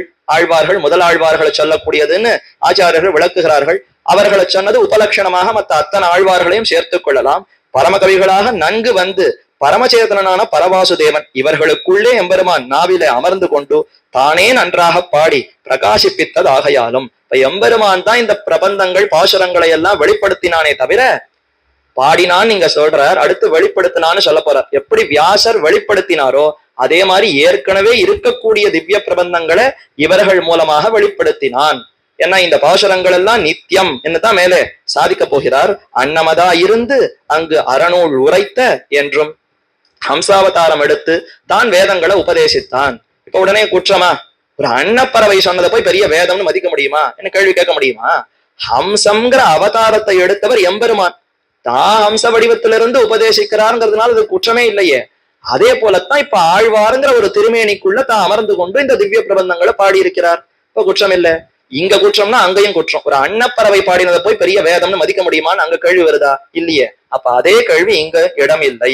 அன்னமதா இருந்த அங்கரநூல் உரைத்த என்றும் அன்னமாய் அங்கு அருமறை பயன்தான். அன்று பிரம்மானுடைய அந்த வேதங்கள் எல்லாம் மறைந்த சமயத்திலே தானே ஒரு ஹம்சப்பறவையாக இருந்து அத்தனை மறைகளையும் மீண்டும் உபதேசித்தான் பயன்தான் என்றும் சொல்லுகிறபடியே ஹம்சாவதாரமாய் பிரம்மாவுக்கு வேதத்தை உபதேசித்தா போலேயும். அப்ப ஹம்ச உருவத்திலிருந்து கொண்டு பரமச்சேதனான பரவாசுதேவன் எப்படி உபதேசித்தானோ அதை போலேத்தான் இங்கு ஆழ்வார்கள்ங்கிற அந்த திருமேனி அவர்களுக்குள்ளே தான அந்தரியாமியாக இருந்து உபதேசித்தான். வியாச பகவானை ஆவேசித்து வேதங்களை விஸ்தரிப்பித்தா போலேயும். விஸ்தரிப்பித்தாரா? ஏற்கனவே இருக்கக்கூடிய வேதங்கள் தானே, அதை 4 பிரிவுகளாக ஆக்கினார். இவர் என்னமோ விரிச்சுட்டார் விஸ்தரிப்பித்தார்னு சொல்லுகிறார். என்ன? ஆமாம், அது இப்படியே ஒன்றாக இருந்தால் விஸ்தாரமே ஆகியவே ஆகி இருக்காது. யாருமே சீண்டி இருக்க மாட்டா. அப்ப யாருக்குமே கிடைத்திருக்காது. அவ்வளவுதான் சுருங்கியே போயிருக்கும். இப்ப நல்ல வேலை நானாக பிரித்தாரோ நமக்கு சொல்லிக்கவாவது தெரியறதே. நான் யஜுஷாக்கையை சேர்ந்தவன், நான் அதோ சாமசாக்கையை சேர்ந்திருக்கிறேன், நான் ருக்வேதத்தை சார்ந்தவன் 4 பேருக்கு தெரியறதே. இது கூட தெரியாமல் போயிருக்கும். மொத்தமா வேதங்கள் ஒன்றாக இருந்தால் தெரியாமல் போயிருக்கும். இப்ப ஒவ்வொருத்தருக்கும் ஏதோ அபிவாதைய சொல்ற சமயத்திலாவது நான் இந்த சாக்கையை சேர்ந்தவன்னு சொல்ல தெரிகிறதா? அப்ப இப்படி தெரிய வைத்து நம்ம இடத்துல பரப்பி இருக்கிறானா இல்லையா? மொத்த வேதாந்த கருத்துக்களை பரப்புறது பரப்பாம இருக்கட்டும் போகட்டும். வேதம்னு ஒண்ணு இருக்கு, அது இப்படி நன்றாக இருக்குன்றது இப்ப உலகத்துல எல்லாரிடத்திலையும் பரப்ப செய்தானா இல்லையா? அதன் மூலமாக விஸ்தரிப்பித்தான். அப்ப வேதங்களை விஸ்தரிப்பித்தா போலேயும் இவர்களை கொண்டு பிரகாசிப்பித்ததாகையாலே அதனுடைய பெருமையை இப்ப எல்லோருக்கும் புரியுமா விதத்துல எவ்வளவு விஸ்தரிப்பித்திருக்கிறார். அதே போலத்தான் இவர்களை கொண்டு ஆழ்வார்களை கொண்டு பிரகாசிப்பித்ததாகையாலே அப்ப இந்த திவ்ய பிரபந்தங்களை எல்லாம் பிரகாசிப்பித்தான். அப்ப ஏற்கனவே இருந்தது, அது மூடி இருந்தது, அதைத்தான் பிரகாசப்படுத்த முடியும். ஒரு ரத்தனம் இருக்கு, அதுக்குள்ள ஏற்கனவே பிரகாசம் இருக்கணும், இருந்தாதான் அது ரத்தனம், இல்லைன்னா கூழாங்கல். அப்ப ஏற்கனவே ஒளியை கொண்டிருக்கக்கூடிய ரத்தனக்கல் சேற்றிலே அமிழ்ந்து அதனுடைய பிரகாசம் மழுங்கி இருக்கும். இப்ப சேற்றை நகத்தினால் பிரகாசம் தானே வெளிவருகிறதா? புதுசா அதுல பிரகாசத்தை பாய்ச்சணுமா? இல்லையே. அப்ப ஏற்கனவே இருப்பதைத்தான் பிரகாசப்படுத்த முடியுமா? அப்ப திவ்ய பிரபந்தங்களும் ஏற்கனவே இருக்கிறது, அதை இவர்கள் மூலமாக பிரகாசிப்பித்தான். எப்படி துவாபர யுகத்தினுடைய இறுதியிலே ருக்வேதம், யஜுர்வேதம், சாமவேதம், அதர்வண வேதம்ங்கிறத பிரகாசிப்பித்தானோ, ஏற்கனவே இருக்கிற வேதங்களை இந்த 4 விதமாக பிரகாசிப்பித்தானோ, அது மாதிரி ஏற்கனவே இருக்கக்கூடிய திவ்ய பிரபந்தங்களை இன்னென்ன ஆழ்வார்களை வைத்துக் கொண்டு இவர்கள் மூலமாக வெளிவரச் செய்தான். இதுதான் எம்பெருமான் செய்திருக்கிறது. ஏன் கலியுகத்துலதான் வெளிவரச் செய்யணுமானா, அப்பதான் அது எடுபடும், அப்பதான் அதனுடைய பெருமையே தெரியும். இப்பதானே அதற்கு தேவையே. எப்ப தேவையோ அப்ப கொடுத்தாதான் அதனுடைய பெருமை தெரியும். தேவையே இல்லாத சமயத்துல எதையோ கொண்டு போய் கொடுத்தால் பெருமையே தெரியாது. அப்ப மிகுந்த தேவை எப்ப இருக்கிறதுனா கலியுகத்துலதான் இருக்கு. நமக்குத்தான் தேவையே. இதற்கு முன்னாடி இருந்தவர்களுக்கு தேவையே இல்லையே. அவர்கள் தான் ஓஹோன்னு இருந்தார்கள், நன்னா எல்லாத்தையும் வாசிக்கக்கூடிய சாமர்த்தியம், அறியக்கூடிய ஞானம், ஆற்றல், ஆயுசு எல்லாம் பூரணமாக இருந்தவர்களுக்கு கொண்டு கொடுத்தா சீண்டவே மாட்டா. அவர்கள்லாம் நன்னா தபஸ் செய்வதற்கே சக்தி உண்டு, யாகம் செய்வதற்கு சக்தி உண்டு, மூச்சை அடக்கி இவ்வளவு காலம் பிராணாயாமம் பண்ணுவதற்கு சக்தி உண்டு. எதற்குமே சக்தி இல்லையா? அப்ப தேவையான சமயத்துல இதை கொடுப்போங்கிறதுக்காகத்தான் துவாபரத்தினுடைய சந்தியிலும் கலியுகத்தினுடைய தொடக்கத்திலுமாக ஆழ்வார்களை அவதரிப்பித்து இந்த திவ்ய பிரபந்தங்களை பிரகாசிப்பித்ததாகையாலே இப்பிரபந்தங்களுக்கு புருஷ புத்தி ஜனித தோஷம் இல்லை. ஒரு புருஷனாலே இயற்றப்பட்டதுங்கிறதுக்கு உண்டான குற்றங்கள் ஏதும் இவற்றுக்கு இல்லை என்று முடித்தார். அடுத்து சுத்த பிரபுத்தரான சிஷ்யர்களை உபாத்தியாயர் ஓதுவிக்குமா போலேயும் பிரளயாவஸ்தையிலும் தன் திருவுள்ளத்திலே வைத்துக் கொண்டிருந்து சிருஷ்டி காலம் வந்தவாறே வேதத்தை பிரகாசிப்பித்தா போலேயும் பிரகாசிப்பித்ததாகையாலே. சுவாமியே உதாரணத்தை தெரிவிக்கிறார். அதாவது சுத்த பிரபுத்தரான சிஷ்யர்களை, சுத்த தூங்கினவர்கள், பிரபுத்தர் விழித்தவர்கள். ஒரே சமயத்துல உபன்யாசம் நடந்துச்சே சற்று கண்ணை அழுத்துதுன்னா சுத்தம், அடுத்து விழித்து கொண்டார் பிரபுத்தரான. அப்படி இல்லை, முதல் நாள் முழுக்க சொல்லி கொடுத்தாச்சு, நன்னா கத்துன்ட்டா சிஷ்யர்கள், ஓதி ஊரு சொல்லியாச்சு, சந்தை முடிச்சாச்சு, ராத்திரி 8 மணி 9 மணி ஆச்சு. இப்ப சொல்றேன், அந்த காலத்துல எல்லாம் 7 மணிக்கே படுத்துட்டு இருப்பாளோ என்னமோ. ஏன்னா 4 மணிக்கே எழுந்துக்கணுமே. பிராமே முகூர்த்தேச்ச உத்தாயன்னு 3:30 மணிக்கே எழுந்திருந்து காலை கடன்கள், சந்தியாவந்தனாதி முதலான அனுஷ்டானங்கள், தீர்த்தமாடணும், ஜபம் எத்தனையோ உண்டே. அப்பனா இன்னும் சீக்கிரமா இரவு. இந்த மாதிரியான மின்சார வசதி, ஒரு தொலைத்தொடர்பு சாதனம் ஏதும் இல்லை. அப்ப பாடசாலைல படிப்பவர்கள் எல்லாம் சரியா அந்தி சாய்ந்த உடனே 1 மணி நேரம் 2 மணி நேரத்துல போய் படுத்துன்றவாளா. அப்ப சுத்தம், தூங்கி விடுகிறார்கள். நன்னா கத்துக்கிறா, போய் தூங்குறா. அடுத்த நாள் விழித்து எழுந்து வந்த உடனே மீண்டும் ஆச்சாரியத்துல மறுபடியும் பாடம் கற்கிறார்களா. சுத்த பிரபுத்தரான சிஷ்யர்களை உபாத்தியாயர் ஓதுவிக்குமா போலேயும். இப்ப ஆச்சாரியர் உபதேசிக்கிறார், இவர்கள் தூங்கி விழித்து கொண்டு எழுந்து வந்தவுடனே உபதேசிக்கிறார். அதனால நேற்று கற்றுக்கொண்டதெல்லாம் இவர்களுக்கு மறந்து போயிடுமா? ஆச்சாரியர் யாருன்னே மறந்து போயிடுமா? ஆச்சாரியர் சொல்றது தொடர்பு இல்லாமல் தோணுமா? என்னது நேற்றுக்கு சொன்னது வேற இன்னைக்கு சொன்னது வேறன்னு தோணுமா? இல்லையே. அதனுடைய தொடர்ச்சி தான் இது. இதுவும் வேதம் தான். இவர் தான் நம்ம ஆச்சாரியர், நாம தான் சிஷ்யர், எல்லாம் தெரியுமா இல்லையா? இப்ப எதுவுமே மாறலை. ஏற்கனவே இருக்கக்கூடிய விஷயத்தைத்தான் நேற்று உபதேசித்தார், அதைத்தான் இன்றும் உபதேசிக்கிறார் என்னதானே ஒரு சிஷ்யன் புரிந்து கொள்ளுவான். அதே போலத்தான் இப்ப நாம புரிந்து கொள்ள வேண்டும். ஒவ்வொரு யுகத்திலும் அந்தந்த சமயத்திலும் அந்தந்த வேதங்களை அந்தந்த சமயத்தில் எம்பெருமான் உபதேசிக்கிறான், வெளிப்படுத்துகிறான். உபாத்தியாயர் ஓதுமைக்குமா போலேயும் பிரளயாவஸ்தையிலும் தன் திருவுள்ளத்திலே வைத்துக் கொண்டிருந்து இந்த வேதங்களை எல்லாம் எம்பெருமான் தன்னுடைய திருவுள்ளத்திலே வைத்துக் கொண்டிருக்கிறான். பிரளய சமயத்திலே யாருமே இல்லையே. பிரளயத்துல ஒன்னும் தேவும் உலகும் உயிரும் மற்றும் யாதும் இல்லாவன்னு நான்முகன் தன்னோடு தேவருலகோடு உயிர் படைத்தான் ஏகோகவை நாராயண ஆசீர் ந பிரம்மா நேஷானஹா நமே தியாவா பிருத்திவி ந நக்ஷத்ராணின்னு உபனிஷத் தெரிவித்தது, ஆழ்வார்கள் தெரிவிக்கிறார்கள். இப்ப ஒருத்தர் தான் இருக்காருன்னா வேதம் அவரிடத்துல மட்டும்தான் இருக்க முடியும். அவரை தவிர வேற எங்க இருக்க முடியும்? இப்ப அவரிடத்துல அவருடைய திருவுள்ளத்துல இந்த வேதங்கள் போய் அடங்கிவிடும். மீண்டும் சிருஷ்டி காலத்துல பிரம்மாவை படைத்த உடனே யோவை வேதாம்ச பிரஹினோதி தஸ்மை யோ பிரம்மாணம் விததாதி பூர்வம் தம்ஹதேவம் ஆத்மபுத்தி பிரகாச முமுக்ஷுர்வை சரணமகம் பிரபத்தியங்கிற பிரமாணம் தெரிவிக்குமா போலே பிரம்மாவை படைத்து பிரம்மாவுக்கு உபதேசிக்கிறார். பிரளயாவஸ்தையிலும் தன் திருவுள்ளத்தில வைத்துக் கொண்டிருந்து சிருஷ்டி காலம் வந்தவாறே வேதத்தை பிரகாசிப்பித்தா போலேயும் பிரகாசிப்பித்தது ஆகையாலே. இப்ப வேதங்களை எப்படி பிரகாசிப்பித்தாரோ அது சிருஷ்டியினுடைய தொடக்கத்துல பிரகாசிப்பித்தாரா? இது கலியுகத்தினுடைய தொடக்கத்திலே இந்த திவ்ய பிரபந்தங்களை பிரகாசிப்பித்தார். ஆகையாலே அனித்திய தோஷ பிரசங்கமே இல்லை, புருஷ புத்தியினால உண்டான குற்றம் இல்லைன்னு முன்னாடி சொன்னார். அப்ப இது நித்தியம்ங்கிறது எப்படி தேரும்னா, ஏற்கனவே இருப்பதைத்தான் வேதம்னு எப்படி உபதேசிக்கிறாரோ அத மாதிரிதான் இந்த பாசுரங்கள் ஏற்கனவே உண்டு. அந்த தகுந்த சமயத்துல இவர்களை கொண்டு வெளிப்படுத்துவார். அப்படி வெளிப்படுத்தினாலே இது நித்தியம்தான், அனித்தியம் அன்று என்ன அதற்கும் சமாதானத்தை சாதித்து விட்டார். ஆகையாலே வேதத்துக்கு உண்டான பிராமான்யம் இதுக்கும் ஓக்குமிரே ஆக முடிச்சுட்டார். எந்த குற்றமும் இல்லை. ஆழ்வார்கள் தாழ்ந்த ஏதோ பிறவிகள்ல பிறந்திருக்கிறார்கள சந்தேகமே வேண்டாம். நம்மை உயர்த்துவதற்குத்தான் இப்படி பிறந்திருக்கிறார்கள். பிரபத்தி சர்வாதிகாரம் திவ்ய பிரபந்தங்கள் அனைவராலும் ஓதப்படுவதற்கு தகுதி உண்டு. இதை காட்டுவதற்கு அவர்கள் பிறந்தார்கள். முதல் கேள்வி, முதல் சமாதானம். அடுத்து தமிழ்ல இருக்கிறதே, வேறு பாஷையில பாடக்கூடாதே, வடமொழியிலத்தானே பாட வேண்டும்னா கிடையவே கிடையாது. ஹரி கீர்த்தி எம்பெருமானுடைய புகழை எந்த மொழியிலும் பாடலாம். ஆகவே தமிழ் மொழியில பாடுவது தவறல்ல. தமிழ்னு சொன்னால் மற்ற மொழி கூடாதா? தமிழுக்கு என்ன பெருமைனா ஆகஸ்தியமும் அனாதி, வடமொழியை போல தமிழ் மொழியும் தொன்மையானது, இரண்டும் எப்போதும் இருப்பதுன்னு ஆழ்வார்களுடைய பாசுரங்களை காட்டினார். ஆக தோஷம் இல்லை. அப்படியா புருஷ புத்திங்கிற குற்றம் வருமே, ஒரு புருஷனாலே இயற்றப்பட்டதுங்கிற தோஷம் வருமேனா அதுவும் இல்லை. யானாய் தன்னை தான் பாடின்னு ஆழ்வார்களுக்குள்ள இருந்து எம்பெருமான் பாடினதுனாலே தோஷம் இல்லை. சரி, அடுத்து இவைகள் நித்தியமானு கேட்டால் ஆமாம், எந்தெந்த காலத்துல அந்தந்த ரிஷிகளை கொண்டு எப்படி வேதங்கள் உபனிஷத்துக்களை உபதேசித்தாரோ அதே போல ஆழ்வார்களை கொண்டு திவ்ய பிரபந்தத்தை உபதேசித்ததுனாலே இதற்கு அந்த குற்றங்கள் இல்லை.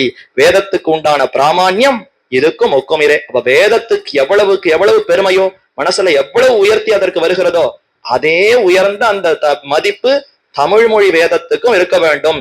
அதை கேட்கும் பொழுதும் அத்தனை ஒரு பெருமை நம்முடைய மனதிலே பதிய வேண்டும். அனித்திய தோஷ பிரசங்கமே இல்லை சொன்னாரா? யோ வேத வர்ணேஷு து வர்ண புத்திம் சாமான்யதோ வை விததாதி மத்திய சயாதி கோரான் நரகான் அசங்கியான் பிசாசதாமேதி மகாவனேஷு என்கிறபடியே திரைகுண்ய விஷயா வேதாகா என்று திரிகுணாத்ம புருஷர்களை விஷயீகரிக்கும் வேதத்துக்கு இப்படியானால், இப்ப அந்த வேதத்துக்கு ஒரு பெருமையை தெரிவிக்கிறார். யோ வேத வர்ணேஷு து வர்ண புத்திம் சாமான்யதோ வை விததாதி மத்திய. வேதங்கள்ல இருக்கக்கூடிய அந்த வர்ணங்கள்னா அந்த எழுத்துகள், அந்த அந்த வாக்கியங்கள், வேத வர்ணங்கள், அதுல இருக்கக்கூடிய அந்த விஷயங்கள், வேதத்துல உபதேசிக்கக்கூடிய அத்தனை விஷயங்கள், அந்த வாக்கியங்கள், அந்த சொற்கள், அவைகளுக்கு சாமானிய சொற்கள்ங்கிற புத்தி ஏற்படக்கூடவே கூடாதாம். எத்தனையோ சொற்கள் இருக்கே, கஹா சஹ வஹா, ஓர் எழுத்து சொற்கள் இருக்கு. தொம் அகம், வடமொழியில எத்தனையோ சொற்கள் இருக்கா? அத மாதிரிதான் சுவாமி இந்த வேத வாக்கியங்களும். இதற்கு என்ன பெருமை என்று படவே கூடாது. வேதங்கள்ங்கிறது உயர்ந்தது, எம்பெருமானுடைய திருவுள்ளத்திலிருந்து வெளிப்பட்டதுன்னா சாமானிய அந்த வர்ண புத்தி அதுல இருக்கக்கூடாது. சாமானிய சொற்கள் தானேங்கிற எண்ணமே அதுல ஏற்படக்கூடாது. அப்படி ஏற்பட்டால் என்ன ஆகுமா? அதுதான் ரொம்ப பாப்பம்னு தெரிவிக்கிறது. சயாதி கோரான் நரகான். அப்படி ஏற்பட்டதுன்னா அந்த மனுஷன் கோரமான நரகங்களுக்கு போய் துன்பங்களை அனுபவிப்பான். அசங்கியான் பிசாசதாமேதி மகாவனேஷு. அப்படி பெரிய பெரிய காடுகள்ல வனங்கள்ல பிசாசங்களாக மாறி அந்த உரு கொண்டு சுத்தி கொண்டிருப்பான். யாரு? வேதங்கள்ல இந்த மாதிரி அது சாமானிய சொற்கள் தானேங்கிற ஒரு புத்தி, அந்த ஒரு அறிவு நமக்கு ஏற்பட்டதுன்னா அவர்களுக்கே இத்தனை பாபம். இப்ப இந்த பாபம் கூட நமக்கு வரலாமே. ஏதோ வேதங்கள் எல்லாம் கேட்டா என்ன எல்லாரும் சொல்ற மாதிரி தானே அதுவும் சொல்றதுன்னு என்னைக்காவது ஒரு நாள் நினைத்திருந்தால் பெரிய பாபம்னு அதையும் அந்த பெரிய சஞ்சிதத்துல நமக்கும் சேர்ந்து இருக்கும். இப்படிப்பட்ட பாபங்கள் அது பெரிய பெரிய அந்த கோரமான நரக்கங்கள்ல கொண்டு போய் சேர்த்து மிகுந்த துன்பத்தை கொடுக்கும் என்கிறபடியே திரைகுண்ய விஷய வேதாக. சரி, இந்த வார்த்தையை சொல்லட்டும், பரம சத்துவ குணத்துமே வடிவெடுத்திருக்கக்கூடிய வேதங்களுக்கு சொன்னால் கூட பரவாயில்ல. அப்படி இல்லையே, அந்த வேதமே முக்குணத்தோடு கூடியிருப்பவர்களுக்கு உபதேசிக்கிறதுன்னு வேற இருக்கு. திரைகுண்ய விஷயாக வேதாக. ஒண்ணு இப்படி இருக்கணும், பரம சத்துவ குணத்திற்குத்தான் இந்த வேதங்கள். ஆகவே இதுல சாமானிய புத்தி ஏற்பட்டால் கோரமான நரகம்னு சொல்லியிருந்தா சரின்னு மனசுல படும். மூணு குணத்தவர்களுக்கும் சேர்ந்து இந்த சாமானிய எதிரிகளை அழிக்கிறதுக்கு கூட எனக்கு யாகம் உண்டு, வழி உண்டுன்னு சொல்லக்கூடிய வேதங்கள்ல இந்த புத்தி கூடாதுன்னு அதுக்கே இவ்வளவு பெருமை சொல்லப்படுகிறதுன்னு சொன்னால் அப்ப திவ்ய பிரபந்தங்கள்ங்கிறது இன்னும் உயர்ந்ததாச்சே. இது திரைகுண்யத்தோடு கூடியதே கிடையாதே. அதைத்தான் இங்க தெரிவிக்க வர. திரைகுண்ய விஷயா வேதாக என்று திரிகுணாத்ம புருஷர்களை விஷயீகரிக்கும் வேதத்துக்கு இப்படியானால், வேதம் சத்துவகுணத்தை கூடியிருப்பவர்களை மட்டும் விஷயீகரிக்கிறச்ச இந்த ஒரு வாக்கியத்தை சொல்லி அது பெரிய கோரமான நரகத்துக்கு கொடுக்கும்னு சொன்னால் மனசு சற்று ஏற்பதற்கு நமக்கு கூடி வரும். ஆனால் அப்படி இல்லை, அதுவே 3 குணத்தவர்களுக்கும் சொல்றது. தாழ்ந்த விஷயங்கள் தாழ்ந்தவர்களுக்கு கூட நீ எதிரிகளை முடிச்சு கொள்ளலாம், அதை பண்ணலாம், இதை பண்ணலாம், நிறைய சம்பாதிக்கலாம், புத்திர காமேஷ்டி பண்ணலாம், செல்வத்தை சேர்க்கலாம், என்னென்னவோ உபதேசிக்கிறதே. இப்ப 3 குணத்தவர்களுக்கும் உபதேசிக்கூடிய வேதத்துக்கே இந்த மதிப்பு கொடுக்கணும்னு சொல்லப்பட்டதானால் அப்ப பரம சாத்விக குணத்தோடு உபதேசிக்கக்கூடிய திவ்ய பிரபந்தங்களுக்கு எந்த அளவுக்கு மதிப்பு கொடுக்கணும், இந்த வேதங்களை விட ஒரு படி மேல கொடுக்கணும்னு சொல்ல போகிறார். அதற்குத்தான் இப்படி எடுத்துக்கொண்டு போகிறார். ஆக மயர்வர மதிநலம் அருளப்பெற்ற ஆழ்வார்கள் அருள் செய்த திரமிடோபனிஷத் சாரத்துக்கு சொல்ல வேண்டாவிரே. மயர்வர மதிநலம் அருளப்பெற்றவர்கள் ரிஷிகள் அப்படி இல்லையே. மயர்வர மதிநலம் அருளப்பெற்றார்களானா தங்கள் முயற்சியினாலே காடுகளிலும் மலைகளிலும் இருந்து தபஸ் பண்ணி ஆங்காங்கு புலன்களுக்கு வசப்பட்டு மீண்டும் தபஸ் பண்ணி பெற்று இப்படியே சுற்றி திருந்து பெற்றார்களே தவிர ஸ்வயமார்ஜித ஞானம் இங்க இவர்களுக்கு ஒரு முயற்சியும் இல்லை. பெருமானே இவர்களுக்கு அனைத்தையும் காட்டி கொடுத்து அதனாலே இவர்கள் அருள் செய்திருக்கக்கூடிய திரமிடோபனிஷத் சாரத்துக்கு, அந்த திரமிடோபனிஷத் சாரம் அதாவது திரமிட உபனிஷத்து தமிழ் வேதங்கள் உபனிஷத்துக்கள் அதிலே சாரமாக இருக்கக்கூடிய ஆழ்வாருடைய திருவாய் மொழியாக இருக்கட்டும், மத்துமுண்டான திவ்ய பிரபந்தங்கள் இருக்கட்டும், இதற்கு அப்ப மதிப்பு சொல்லவே வேண்டாம். அந்த வேதத்துக்கே இப்படிப்பட்ட ஒரு பாப்பம் வந்தோட அதை சாமானிய சொற்கள்னு நினைத்தால் மிகுந்த பெரிய துன்பத்துக்கு ஆளாவோம்னு சொன்னால் அப்ப திவ்ய பிரபந்தத்துக்கு சொல்லணுமா?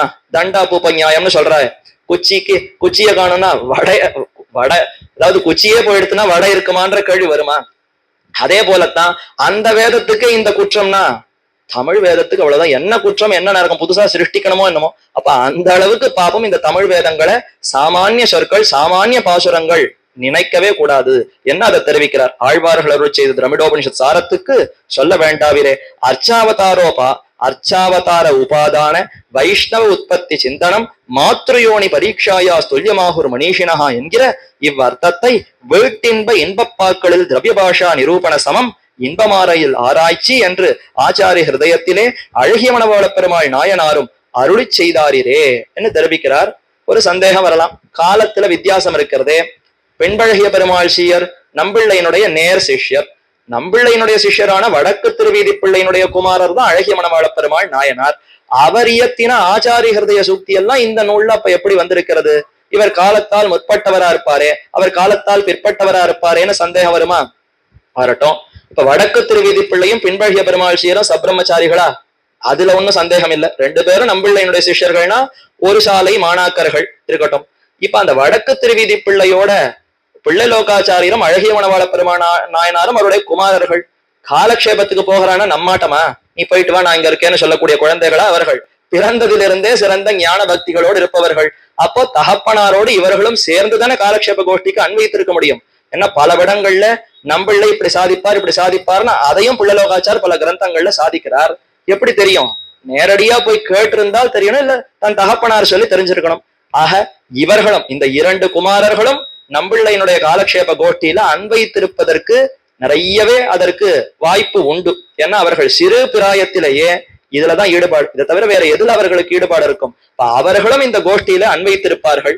மேலும் அழகிய மணவாள பெருமாள் நாயனார் என்பவர் பிள்ளலோகாச்சாரியருடைய காலத்துக்கு முன்னாடியே, அவர் பரம் வைத்ததற்கு முன்பாகவே இவர் பரம் வைத்து விட்டார், அந்த செய்தியும் கிடைக்கிறது.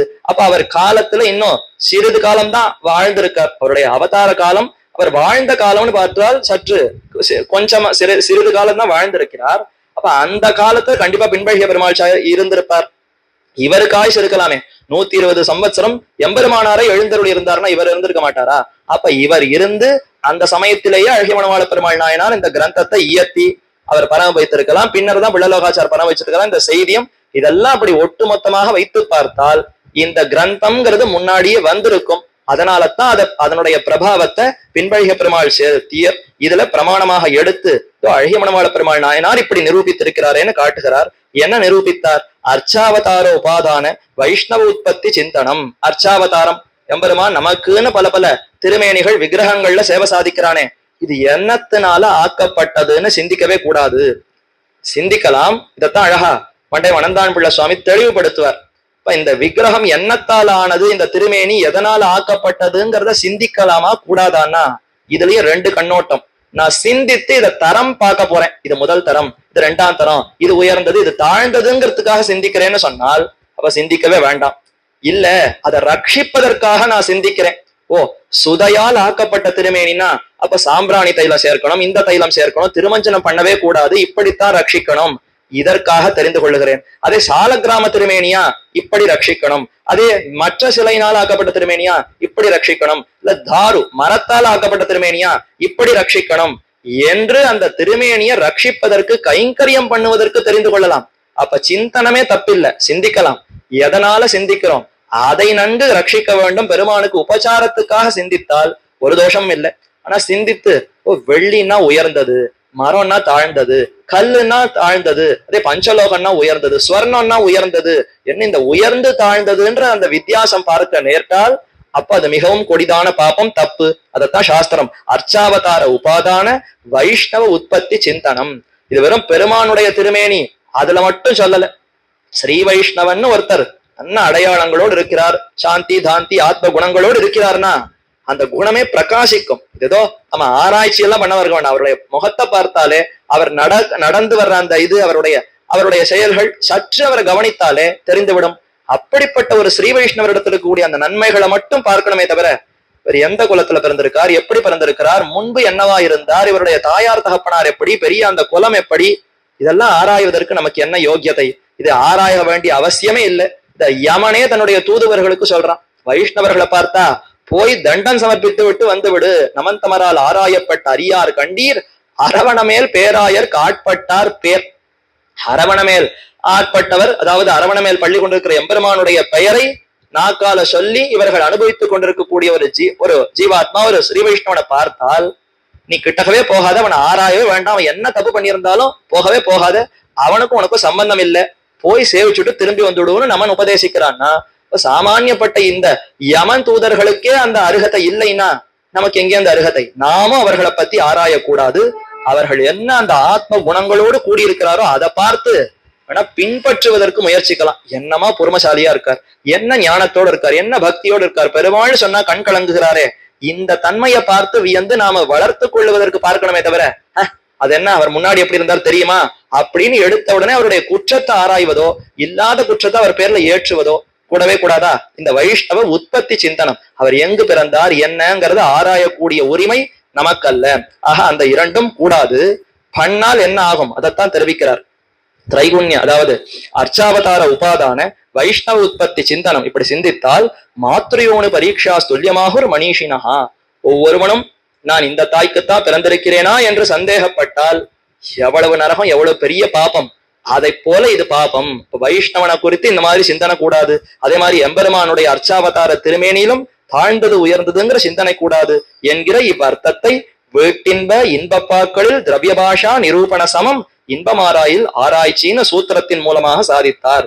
வீட்டின்பம், நமக்காகவே எம்பெருமான் சிறு சிறு வீடுகள், குடில்கள், குடிசைகள், குட்டி குஞ்சேஷு ரங்கேஷ என்று பராசர பட்டர் தெரிவித்தார். சின்ன சின்ன இடத்துல கூட ஒரு சின்ன பெறைய கொடுத்தா கூட பெருமான் சந்தோஷமா அதை தனக்கு இருப்பிடம்னு கொண்டு நமக்காக சேவை சாதிக்கிறான் அர்ச்சாவதாரத்திலே. அப்படிப்பட்ட எம்பெருமானிடத்திலே இன்பப்பா, அதுதான் திருவாய்மொழி முதலான திவ்ய பிரபந்தங்கள், அந்த பாசுரங்களிலும் திரவிய பாஷ ஆராய்ச்சி கூடாது. வீட்டின்பத்துல என்ன திரவியத்தால் ஆக்கப்பட்டது என்று ஆராய்ச்சி கூடாது. இன்பப்பாக்களில் என்ன பாஷை இது என்று ஆராய்ச்சி கூடாது. பெருமானை பத்தி பாடியிருந்தால் எந்த பாஷையும் கை கொள்ளத்தக்கதுதான் என்று இதை ஆச்சாரிய ஹிருதயத்திலே அழகியமனவாள பெருமாள் நாயனார் சாதித்தார், அருளி செய்தாரே. ஆகையால் அருளி செயலில் அப்பிராமான்ய புத்தி மாதிருக மன தோஷத்தோடு ஒக்குமிரே. நம்முடைய மனசு தோஷம், அதனாலதான் அருளி செயல்ல இந்த தவறு இருக்கிறது, இந்த தப்பு இருக்கிறது, இப்படி இருக்கிறது, அப்படி இருக்கிறதுன்னு சொல்ல நேருகிறது. என்ன அதுல ஒண்ணுமே இல்லை, எல்லாம் இருப்பது நம்முடைய மனசுல இருக்கக்கூடிய தோஷம்.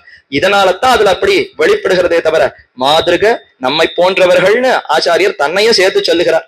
அவருக்கு தோஷம் உண்டா? கிடையாது. ஆனால் என்னை போன்ற மனது கொண்டிருக்கக்கூடிய அவர்களுக்கு அந்த தோஷத்தினாலதான் இது தெரிகிறதே தவிர அருளி செயலில் சிறிதும் அப்பிராமான்யம் என்பதே கிடையாது. ஆன பின்பு இவையே முக்கியதம பிரமாணங்கள் என்ன நின்றது. இப்ப இதுக்கு மேலேயும் சொல்லணுமா? ஆகவே அருளி செயல்கள் தான் முக்கிய தமமான பிரமாணங்கள் என்று சாதித்தார். மேற்கொண்டு ஆழ்வார்களுக்கு எம்பெருமான் பிரத்யக்ஷ சாட்சா்காரமா ஞான சாட்சா்காரமோ வெண்ணில் என்னேனும் கட்கண்ணால் காணாத அவ்வுருவை நெஞ்சென்னும் உட்கண்ணேல் காணும் உணர்ந்துன்னு பாசுரமா எம்பெருமான ந சக்ஷுஷா பஷ்யதி கஷ்டனைனம்னு வேதமே தெரிவிக்கிறது. இந்த ஊன கண்களை கொண்டு எம்பெருமான பார்க்க முடியாது, சேவிக்க முடியாதுன்னு தெரிவிக்கிறது. அப்ப ஆழ்வார்கள்லாம் எம்பெருமானை கண்டார்கள், நன்னா சேவித்தார்கள் பாசுரத்துல இருக்கே. இப்ப பிரத்யட்சமா சேவிச்சுட்டாளா, கண்ணுக்கு முன்னாடியே சேவித்து விட்டார்களா, இல்லை மனதாலத்தான் அவர்களும் உணர்ந்தார்களா, மனதாலத்தான் அறிந்து கொண்டார்களா என்ன சந்தேகம் வருமே. அந்த சந்தேகத்துக்கு தான் பதில் தெரிவிக்கிறார். ஞான சாட்சா்காரம் அல்லது பிரத்யக்ஷ சாட்சா்காரம் அல்லை, சாட்சா்காரம் இல்லைன்னு தெரிவிக்கிறார். ஆமாம், ஞான சாட்சா்காரத்தோடுதான் பாசுரங்கள். இந்த பாசுரங்கள்லாம் முடிந்து அவாவத்து வீடு பெத்தன்னு ஆன நிலைமையில தான் பிரத்யட்சமான சமான ஆகாரம் நேரா அவர்கள் அந்த எம்பெருமான கண்டு சேவித்ததுங்கிறது அந்த திவ்ய பிரபந்தத்தினுடைய சாட்சமறை முடிந்த பிற்பாடுதான் நடக்குமே தவிர நடுநடுவுல எம்பெருமான சேவித்தேன், அனுபவித்தேன், பாடினேங்கிற அத்தனையும் மானச சாட்சா்காரம் தான் என்று தெரிவிக்கிறார். ஆகில் கமலக்கண்ணன் என் கண்ணினுள்ளான் காண்பன் என் கண்களாலே என்றும் நம்பியை நான் கண்டபின், தென் திருக்குறுங்குடி நம்பியை நான் கண்டபின் இதுக்கப்புறம் என்னிடத்துல வந்து நீங்க பேசினா என்ன லாபம்? அவர் சேவிப்பதற்கு முன்னாடி நீங்கள் போகாதே வராதேன்னு ஏதாவது உபதேசித்தால் கேட்டு நடப்பதற்கு வாய்ப்புண்டு. அழகு அழகுன்னு வெள்ளமிடகக்கூடிய அந்த வடிவழகிய நம்பிய கண்ட பிற்பாடு இதெல்லாம் செய்யாதேன்னு இப்ப சொன்னா என்ன பிரயோஜனம்? பிரயோஜனமே இல்லையே. நம்பியை நான் கண்டபின் என்றும் கண்ணுள் நீங்கா என் கண்ணுள்ளும் நீங்காவே. இந்த எம்பெருமான் கண்ணை விட்டு நீங்க மாட்டேன்னு அப்படி உள்ளே வந்து அமர்ந்து வீட்டிலிருந்து சேவை சாதிக்கிறான் என்றும் சொல்லுகிறவை சேரும்படி எங்கனே. கண்ணை விட்டு நீங்களேங்கிறார். கண்ணால கண்டேன், கண்களார கண்டேன் என்று பல பாசுரங்கள்ல நான் கண்டேன் கண்டேன்னு தெரிவிக்கிறாரே. இதெல்லாம் பொய்யா? பொய்யில் பாடல்னு தான் சொல்லிருக்கிறீங்க. அப்ப பொய்யாக எப்படி ஆழ்வார் தெரிவிக்கிறார் என்ன கேள்வி வருமே. அதுக்குதான் பதில் சொல்றார். அவையும் பிரத்யக்ஷ சமானாகாரமான ஞான சாட்சா்காரமாக கடவது. அதுவா அது உடனே நாம எப்படி பெருமான நினைக்கிறோம்ங்கிறதோடையே நமக்கு இந்த தொடர்பு. நாம இப்படி மனசால கற்பனை செய்கிறோம். இதை போலத்தான் ஆழ்வார்களும் கற்பனை செய்திருப்பார்கள் தான் நாம நினைச்சுக்கிறோம். அதுதான் அல்ல. அவர்களுக்கு எம்பெருமானே சாட்சா்காரத்தை கொடுக்கிறான்.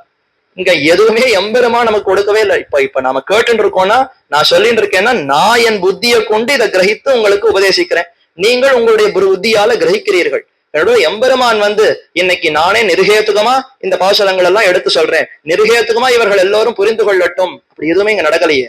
அப்ப நம்முடைய முயற்சியினாலேயே இது நடைபெறுகிறது. இத மாதிரி ஆழ்வார்கள் விஷயத்துல இல்லவே இல்லையே.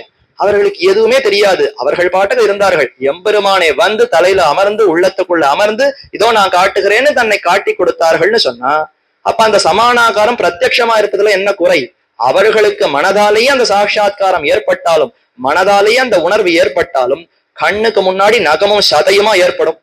நமக்கு நகமும் சதையுமா முன்னாடி வந்து நின்றாலே உண்மையா பொய்யான்னு சந்தேகிக்கிற அளவு தான் நமக்கு இருக்கும். ஏன்னா நம்முடைய புத்தி அவ்வளவுதான். ஆனா ஆழ்வார்களுடைய அறிவு பக்திங்கிறது அவர்கள் மனதாலேயே அனுபவிக்கிற சமயத்திலேயே அப்படியே பக்கத்துல இருக்கார். இதோ என்ன மடியில சயனித்துக் கொண்டிருக்கிறார், என தழுவி கொண்டிருக்கிறார், எனது உச்சி உள்ளானே, எனது நாவின் உள்ளானேன்னு அப்படி அனுபவிக்குமா போலதான் அவர்களுக்கு மானச சாட்சா்காரமே இருக்கு.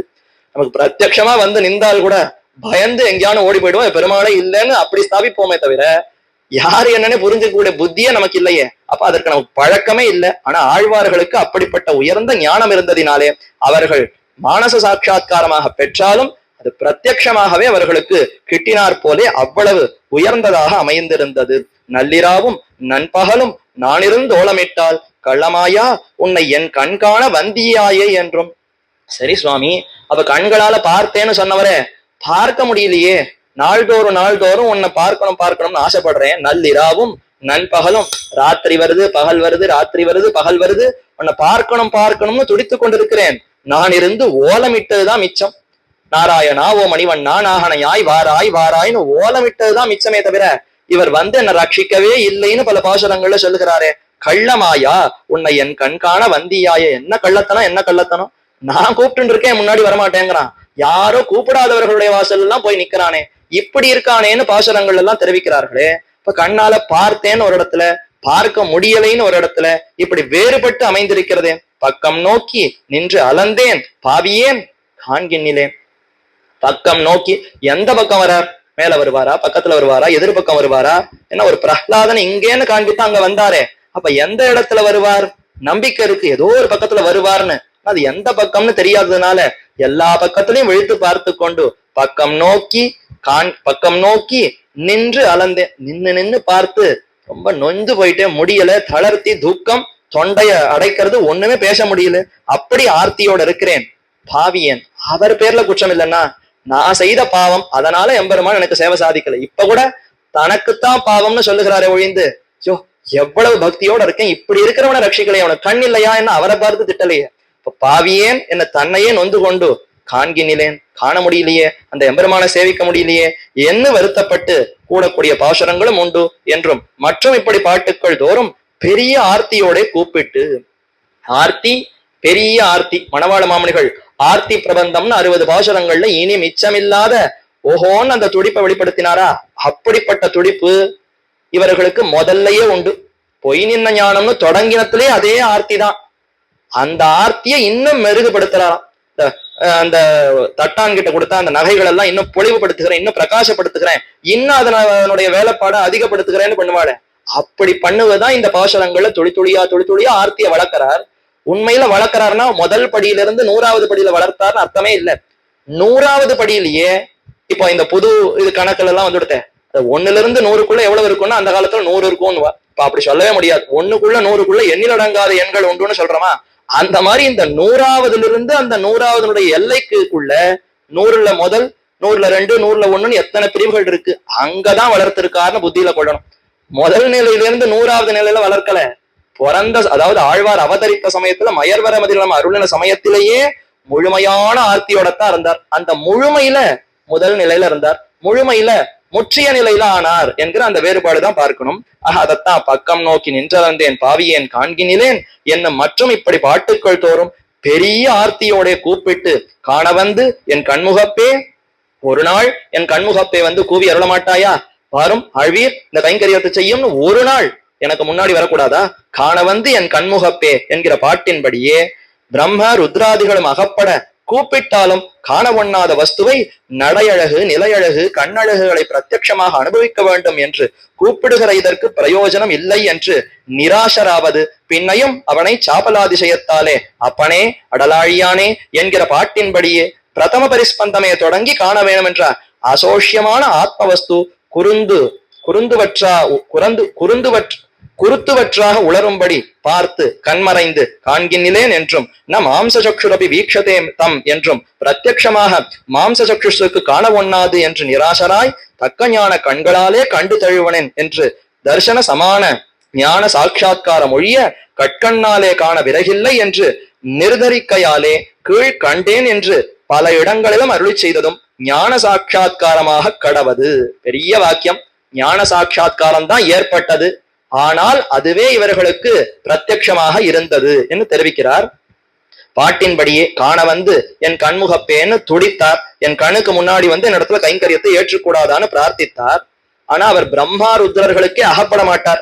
பிரம்ம ருத்ராதிகளும் அகப்பட கூப்பிட்டாலும் காண ஒண்ணாத வஸ்துவை திருமாலையில தெரிவித்தாரு. ஒவ்வொருத்தரும் நின்று இருக்கா, ஒரு யானை கூப்பிட்டதுன்னு உடனே அறக்க பறக்க ஓடி வந்துட்டு இருக்கார். பிரம்மா பாக்குற, ருத்ரன் பாக்குற, ரிஷிகள் பாக்குற, நாமெல்லாம் 1000 வருஷமா காத்துட்டு இருக்கோம், நமக்கு வராம இவர் எங்க ஓடிட்டு இருக்காருன்னு எட்டி பார்த்தா யானை முதலையினுடைய வாயில காலை கொடுத்துட்டுதான், அது கூப்பிட்டுதான் உடனே ஓடி போகிறாரே. என்ன என்ன என்ன இப்படி எம்பெருமானுக்கு அந்த யானை இடத்துல அத்தனை அன்பு என்ன அவர்கள்லாம் பார்த்துட்டு இருக்காளா. அவர்களுக்கும் அகப்பட கூப்பிட்டாலும் காண ஒண்ணாத வஸ்துவை, அவர்கள் கூப்பிட்டாலும் காண முடியாத வஸ்துவை நடை அழகு, எம்பெருமானுடைய நடை அழகு, அவர் என்னமா நடக்கிறாருங்கிற அந்த அழகை சேவிக்க வேண்டும். நிலை அழகு, ஒரு இடத்துலயே அப்படி நிற்கக்கூடியலையே நின்ற நிலையே கண்டவாத்தால் தனதே உலகன நின்றான், அந்த நின்ற நிலையே மயக்குகிறதே. நடந்தால் மாரிமலை முழஞ்சில் மண்ணி கிடந்துறங்குங்கிற பாசுரத்துல ஆண்டாள் நடையழக பிரார்த்தித்தாள், அது ஒரு விதமான அழகு. எதுவும் வேண்டாம், ஒரு இடத்துல நின்றாலே நின்னதும் இருப்பதும் கிடப்பதும்னு அதுவே அழகா இருக்கிறதே. நின்ற நிலை, நிலை அழகு, கண்ணழகு, கொப்பூழில் அழகர், கண்ணழகர், வாயழகர், கொப்பூவில் எழுகமல பூவழகர் ஆண்டாள் ஒவ்வொரு அழகையும் அனுபவித்தாளா.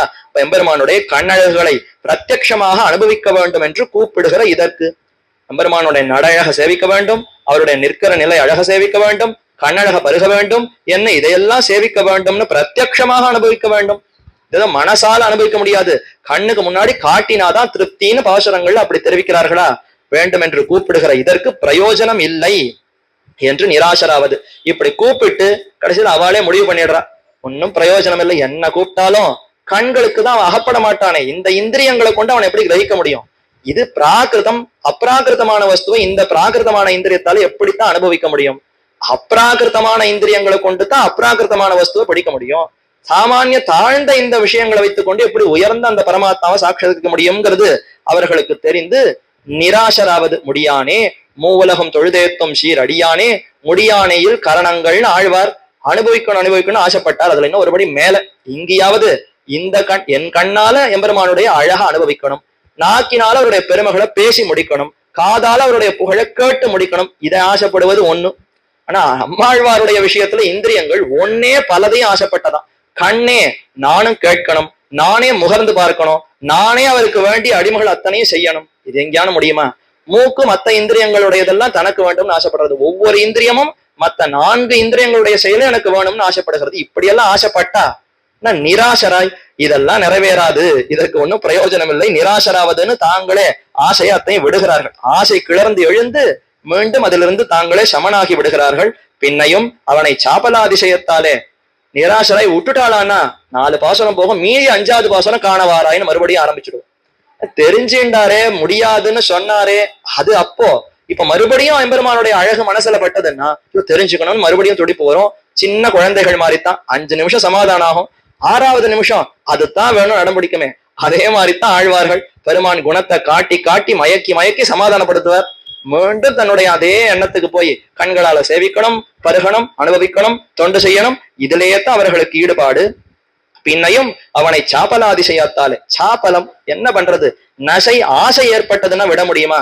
குழந்தைகளுக்கு ஒரு விஷயத்துல ஆசை வந்து கொடுத்தன்னா என்ன சொன்னாலும் அதை விட மாட்டேங்கிறதே. அதே போலத்தான் இவர்கள்லாம் குழந்தைய போலத்தானே. உலக விஷயங்கள் எதுவுமே தெரியாது, எம்பெருமான பற்றி மட்டும்தான் தெரிந்தவர்கள். அப்ப அவரை தவிர வேற எதைத்தான் இவர்கள் அனுபவிப்பார்கள்? எது வேணும்னாலும் அவரைத்தான் கூப்பிட முடியும், என்ன அனுபவிக்கணும்னாலும் அவரிடத்துலதான் அனுபவிக்க முடியும். அப்ப வேற வழியே இல்லை. அவரைத்தான் கூப்பிடுவார், சமாதானம் அடைவார், மீண்டும் கோபப்படுவார், மீண்டும் சமாதானப்படுவார், மீண்டும் வருத்தப்படுவார், அழைப்பார், தூது விடுவார். இப்படி மாறி மாறி செய்து கொண்டிருப்பதனால தான் அவர்கள் ஆழ்வார்கள். நாம இதெல்லாம் முதல் படிக்க போனாலே அதெல்லாம் முடியாது, இதெல்லாம் சும்மா ரொம்ப கேட்டுட்டு போக வேண்டியதுதான், இதெல்லாம் நமக்கு ஆகாதுன்னு முதல் படியிலேயே கீழே வந்துருவோம். நமக்கு அந்த எதுவுமே இல்லையே. அப்படி இருக்கக்கூடிய ஆழ்வார்கள் ஆக எம்பெருமான தவிர வேறு எதுவுமே அறியாததினாலே இப்படி நிராசராவது. பின்னையும் அவனை சாபலாதிசயத்தாலே, அப்பனே அடலாழியானே, அப்பா உனக்கு சக்தி இல்லையா? என்ன கையில சக்கராயத்தை வச்சுட்டு இருக்க, நான் கேட்டதை கொடுக்க முடியாதுன்னு உனக்கு சக்தி இல்லைன்னா நான் சரி நிராசரா போயிடலாம், ஆசை இல்லை விருப்பம் இல்லைன்னு. சக்தியும் இருக்கு, சாமர்த்தியம் இருக்கு, என்ன நினைத்தாலும் அகடின கண்ணா சாமர்த்தியத்தோடு இருக்கிற நீ எனக்கு செய்யலைன்னா எவ்வளவு துக்கமா இருக்கு, எவ்வளவு துன்பமா இருக்கு. எனக்கு அப்பனாக வேற உறவு வேற இருக்கு, எனக்கு உறவில்லை, நீ யாரோ நான் யாரோன்னு இருந்தா கூட உனக்கு என்ன செய்யணும்னு கேள்வி கேட்டு விட்டுடலாம். அப்பனாகவும் இருந்து கொண்டு சக்தியும் வைத்துக் கொண்டு செய்ய மாட்டேன்னு சொன்னால் என்னால் எப்படி ஆசையை விட முடியும்? அடியார்களுடைய ஆசைக்காகத்தானே எம்பெருமான் இருக்கிறான், அவருடைய திருமேனிய பக்தர்களுக்காகத்தானே தானே சாஸ்திரங்கள் தெரிவிக்கிறது. அப்படி இருக்கிறச்ச நீ செய்யவில்லை என்றால் எப்படி சமாதானம் அடைய முடியும் என்கிற பாட்டின்படியே பிரதம பரிஸ்பந்தமே தொடங்கி, பிரதம பரிஸ்பந்தம்னா ஒவ்வொன்னும் அவருடைய அசைவு. ஆண்டாள் அப்படித்தானே பிரார்த்தித்தாள், கண்ணை திறக்கணும், உடனே திறந்துடக்கூடாது, கொஞ்சம் கொஞ்சமா சிறிது சிறிதா சிறிது சிறிதா தாமரைப்பூ மலருமா போலே திறக்க வேண்டும். சரி திறந்தாச்சு, அடுத்து எழுந்திருக்க வேண்டும், சரி அடுத்து சிம்மாசனத்திலே அமர வேண்டும், உடனே வந்து அமரக்கூடாது, நிதானமா சிம்மத்தை போல நடக்க வேண்டும். நம்ம ஒவ்வொன்னா சொல்லுகிறீர்கள், என்ன இதையெல்லாம் அனுபவிப்பதற்கு தானே நாங்கள் இருக்கிறோம். ஒண்ணுமே இல்லாம வந்தார், அமர்ந்தார், கொடுத்தார், போனார், இதுல என்ன அனுபவம் இருக்கு? அப்ப பெருமானுடைய அது விதுவுது என்னலாவனவல்லன்னு ஒவ்வொரு செய்கையும் மனசை ஈடுபடுத்துகிறதே. அப்ப ஒவ்வொன்னுத்தையும் தான் அனுபவிக்கணும். இது எல்லாமே புருஷார்த்தம். கைங்கரியம்னு சொன்னா ஏதோ தனித்து கடைசி நிலை மட்டும்தான் கைங்கரியம் அல்ல. பெருமானுடைய ஒவ்வொன்னுத்தையும் அனுபவிப்பதே ஒரு விதமான கைங்கரியம். ஏன்னா அவருக்கு அனுபவத்தை கொடுப்பதற்கு தான் அது திருமேனியே இருக்கே. அப்ப பகவத் அனுபவ ஜனித பிரீத்தி காரித கைங்கரியம்னு எம்பெருமானார் கைங்கரியத்துக்கு முன்னாடி இத்தனை நிலை வச்சிருக்காரு. பகவான் ஒருத்தர் இருக்கணும், அவரை நான் அனுபவிக்கணும், அனுபவத்தினால பிறக்கணும், எது பிரீத்தி பிறக்கணும், பிரீத்தினால நான் உந்தப்படணும், உந்தப்பட்டு கைங்கரியம் பண்ணணும்னா இப்ப பகவானை அனுபவிக்கணுமா இல்லையா? அந்த அனுபவம் பிரீத்தியை ஏற்படுத்தணுமா இல்லையா? அது உந்தனமா இல்லையா? இந்த நிலைகள் எல்லாம் தாண்டனமே. அதனால தான் ஆழ்வார்கள் இதுல உன்னை பிரதம பரிஸ்பந்தமே பிடித்து அனுபவிக்க வேண்டும், காண வேணும் என்கிற அசோஷ்யமான ஆத்ம வஸ்து காண வேணும்னு எது ஆசைப்படுறது? ஆத்மா ஆசைப்படுறது. வெறும் கண் ஆசைப்படுமா? இல்லையே. அப்படி கண்கள் இந்திரியங்களை வைத்துக் கொண்டு ஆத்மா ஆசைப்படுகிறது. அது எப்படிப்பட்டது? அசோஷ்யம் அச்சேத்யோயம் அதாஹ்யோயம் என்று கண்ணன் கீதையில 2ஆம் அத்தியாயத்துல அர்ஜுனனுக்கு நன்னா உபதேசிக்கிறார். இந்த ஆத்மா இருக்கே எத்தாலையும் நினைக்க முடியாது, எத்தாலையும் உணர்த்த முடியாது, எத்தாலையும் வெட்ட முடியாது, அதை அழிக்கவே முடியாது, ரெண்டு துண்டா ஆக்க முடியாது. நினைச்சுடலாம், ஜலத்துல போட்டு ஆத்மாவை நினைக்க முடியுமான்னா நினைக்க முடியாது. சரி, காற்றுல அப்படியே உலர்த்த முடியுமா? உலர்த்த முடியாது. நெருப்புல போட்டு பொசுக்க முடியுமா? முடியாது. எதுவுமே பண்ண முடியாதுன்னு உபதேசித்தார். அதத்தான் அசோஷ்யமான ஆத்மவஸ்து குருத்துவற்றாக உளரும்படி, அப்படியே குருத்து, சின்ன அந்த செடி குருத்து, அது அப்படியே உலர்ந்து போய் பெரிய வெப்பம், அந்த சூடு அக்னி தாங்க முடியாம உலர்ந்து போனால் உருவமே இல்லாம போயிடும். ஒரு பெரிய செடி வாடித்துன்னா தெரியும், அடையாளம் தெரியும், இவ்வளவு இலைகள் இத்தனையும் சருகா போயிடுத்தேன்னு தெரியும். குருத்து இப்படிதான் இப்படி வந்திருக்கு, சின்ன அப்படி ஒரு முளை விட்டு அது வாடி போச்சுன்னா என்ன தெரியும்? ஒண்ணுமே தெரியும், அப்படியே பொசுங்கி போனால் போலே அது முரு மாய்ந்து போகுமே. அந்த மாதிரி இந்த ஆத்ம வஸ்து அப்படி ஆகிறதா ஆழ்வார்களுக்கு. அசோஷ்யமான ஆத்ம வஸ்து குருத்துவற்றாக உளரும்படி பார்த்து கண்மறைந்து காண்கின்னிலேன் என்றும் ந மாம்ச சக்குரவி வீக்ஷதே தம், இப்படி உலர்ந்து போகிறது. பெருமான சேவிக்கவில்லை என்றால் என்னுடைய ஆத்மாவே உலர்ந்து போய் அழிந்து போகக்கூடிய நிலை வந்து விடுகிறதுன்னு கதறுகிறார்கள் ஆழ்வார்கள். ஏன்னா தரிப்பே அவர் தானே.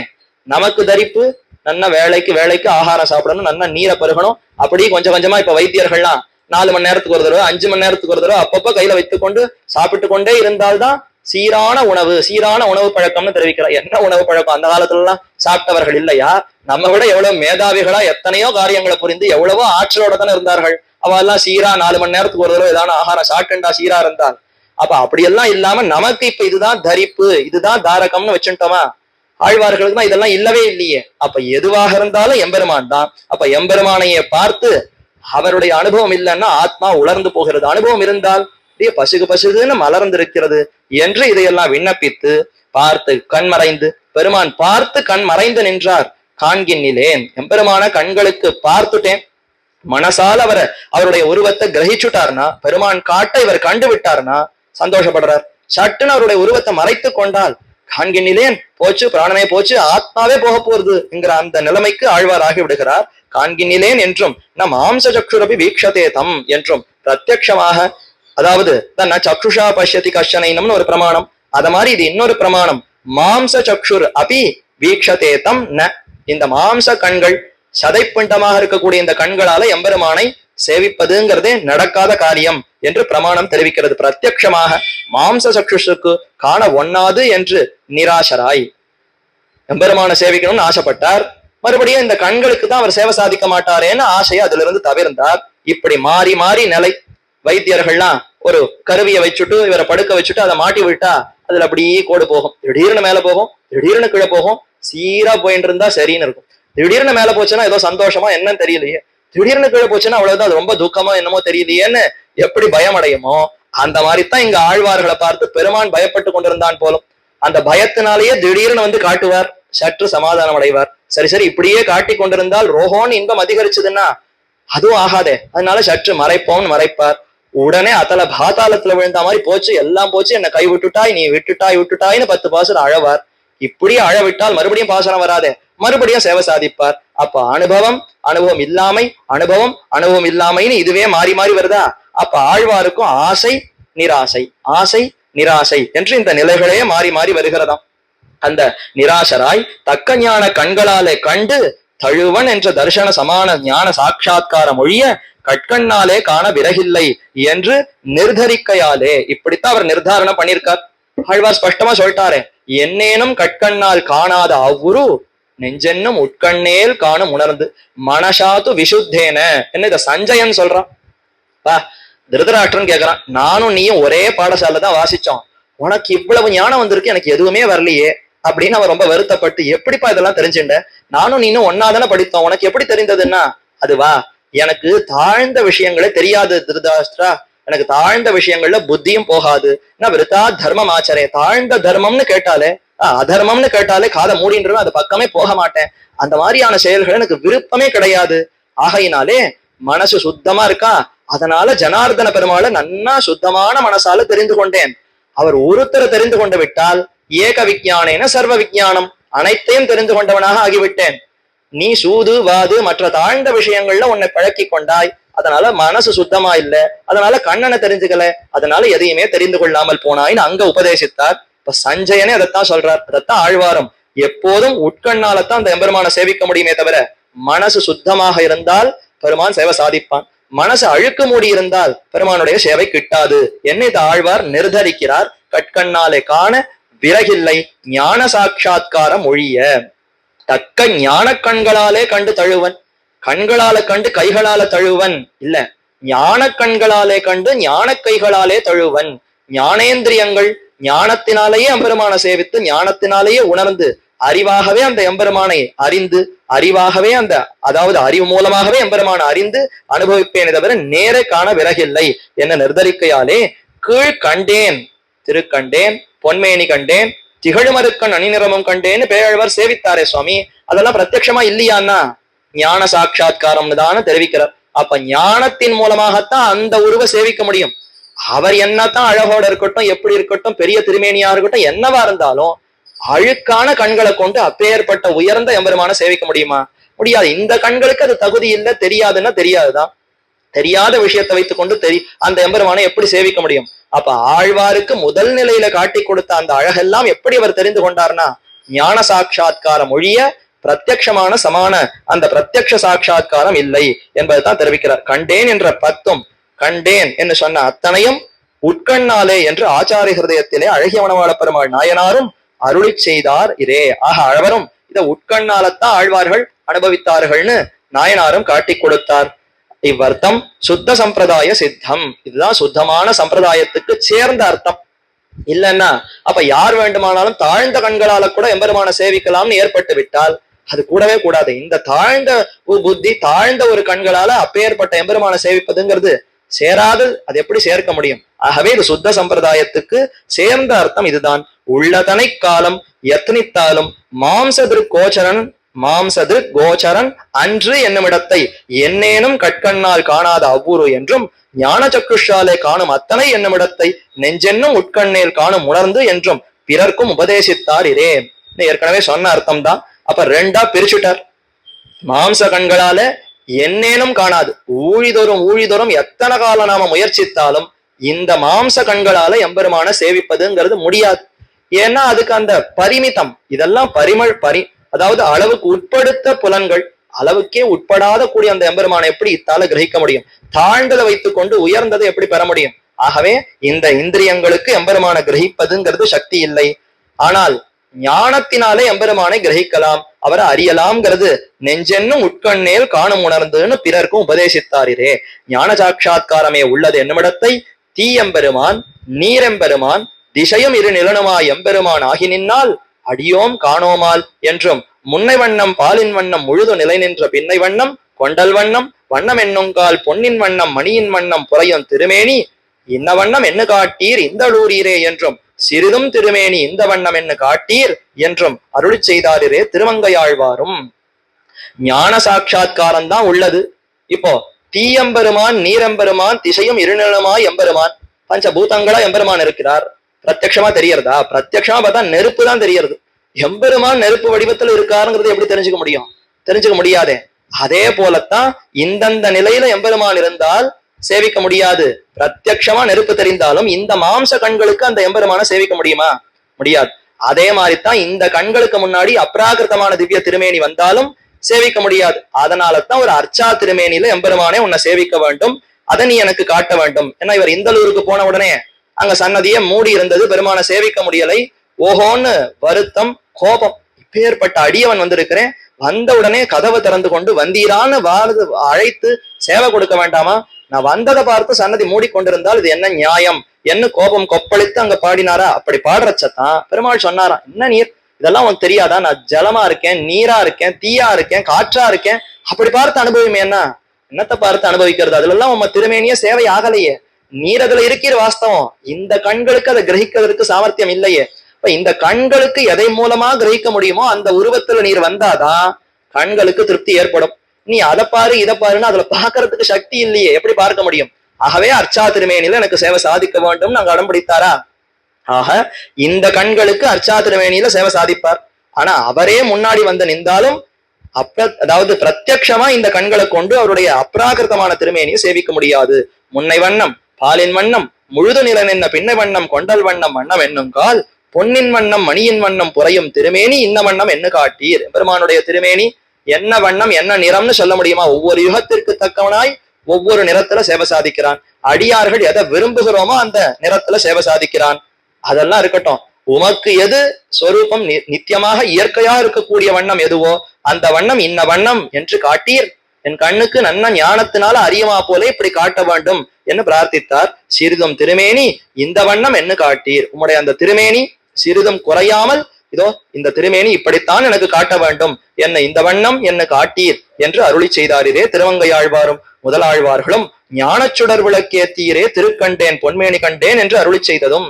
அப்ப கண்டேன் கண்டேன் இவர்கள் எத்தனை தடவை சொன்னாலும் அது ஞானத்தினால் அறிவால எம்பெருமான உணர்ந்தார்களே அன்னி, நேரே நகமும் சதயமா அப்ராகிருதமான வஸ்துவை இந்த கண்களால சேவித்து விட்டேன் என்பது கிடையாது என்று தெரிவிக்கிறார். ஆகையாலே அவதார விசேஷங்களாய் சிரேஷ்டதம ஜன்மாதராய் அகிலரும் உஜ்ஜீவிக்கும்படி அவதரித்தவர்களாய் அகஸ்திய பாஷா ரூபமான திராவிட வேத பிரபந்தங்களை பெண்ணும் பேதையும் அதிகரிக்கும்படி உபகரித்தருளின ஆழ்வார்கள் பக்களிலும். மொத்தத்தையும் அப்படியே ஒரு சேரப்பிடித்து தெரிவிக்கிறார். அவதார விசேஷங்களாய் ஆழ்வார்கள் எல்லோரும் கர்மத்தினாலே சிருஷ்டியர்கள் அல்ல, சிருஜ்யர்கள் அல்ல, படைக்கப்பட்டவர்கள் அல்ல, அவதாரம் செய்தவர்கள். பெருமானுடைய இச்சையினாலேயே அவர்கள் பிறந்திருக்கிறார்கள். அவதார விசேஷங்கள், பெருமான்ல அவதாரம், இவர்கள் அவதார விசேஷங்கள் என பெருமானே இவர்களை சங்கல்பித்து பிறக்க வைத்திருக்கிறாரே. ஆகையினாலே அவதார விசேஷங்கள்.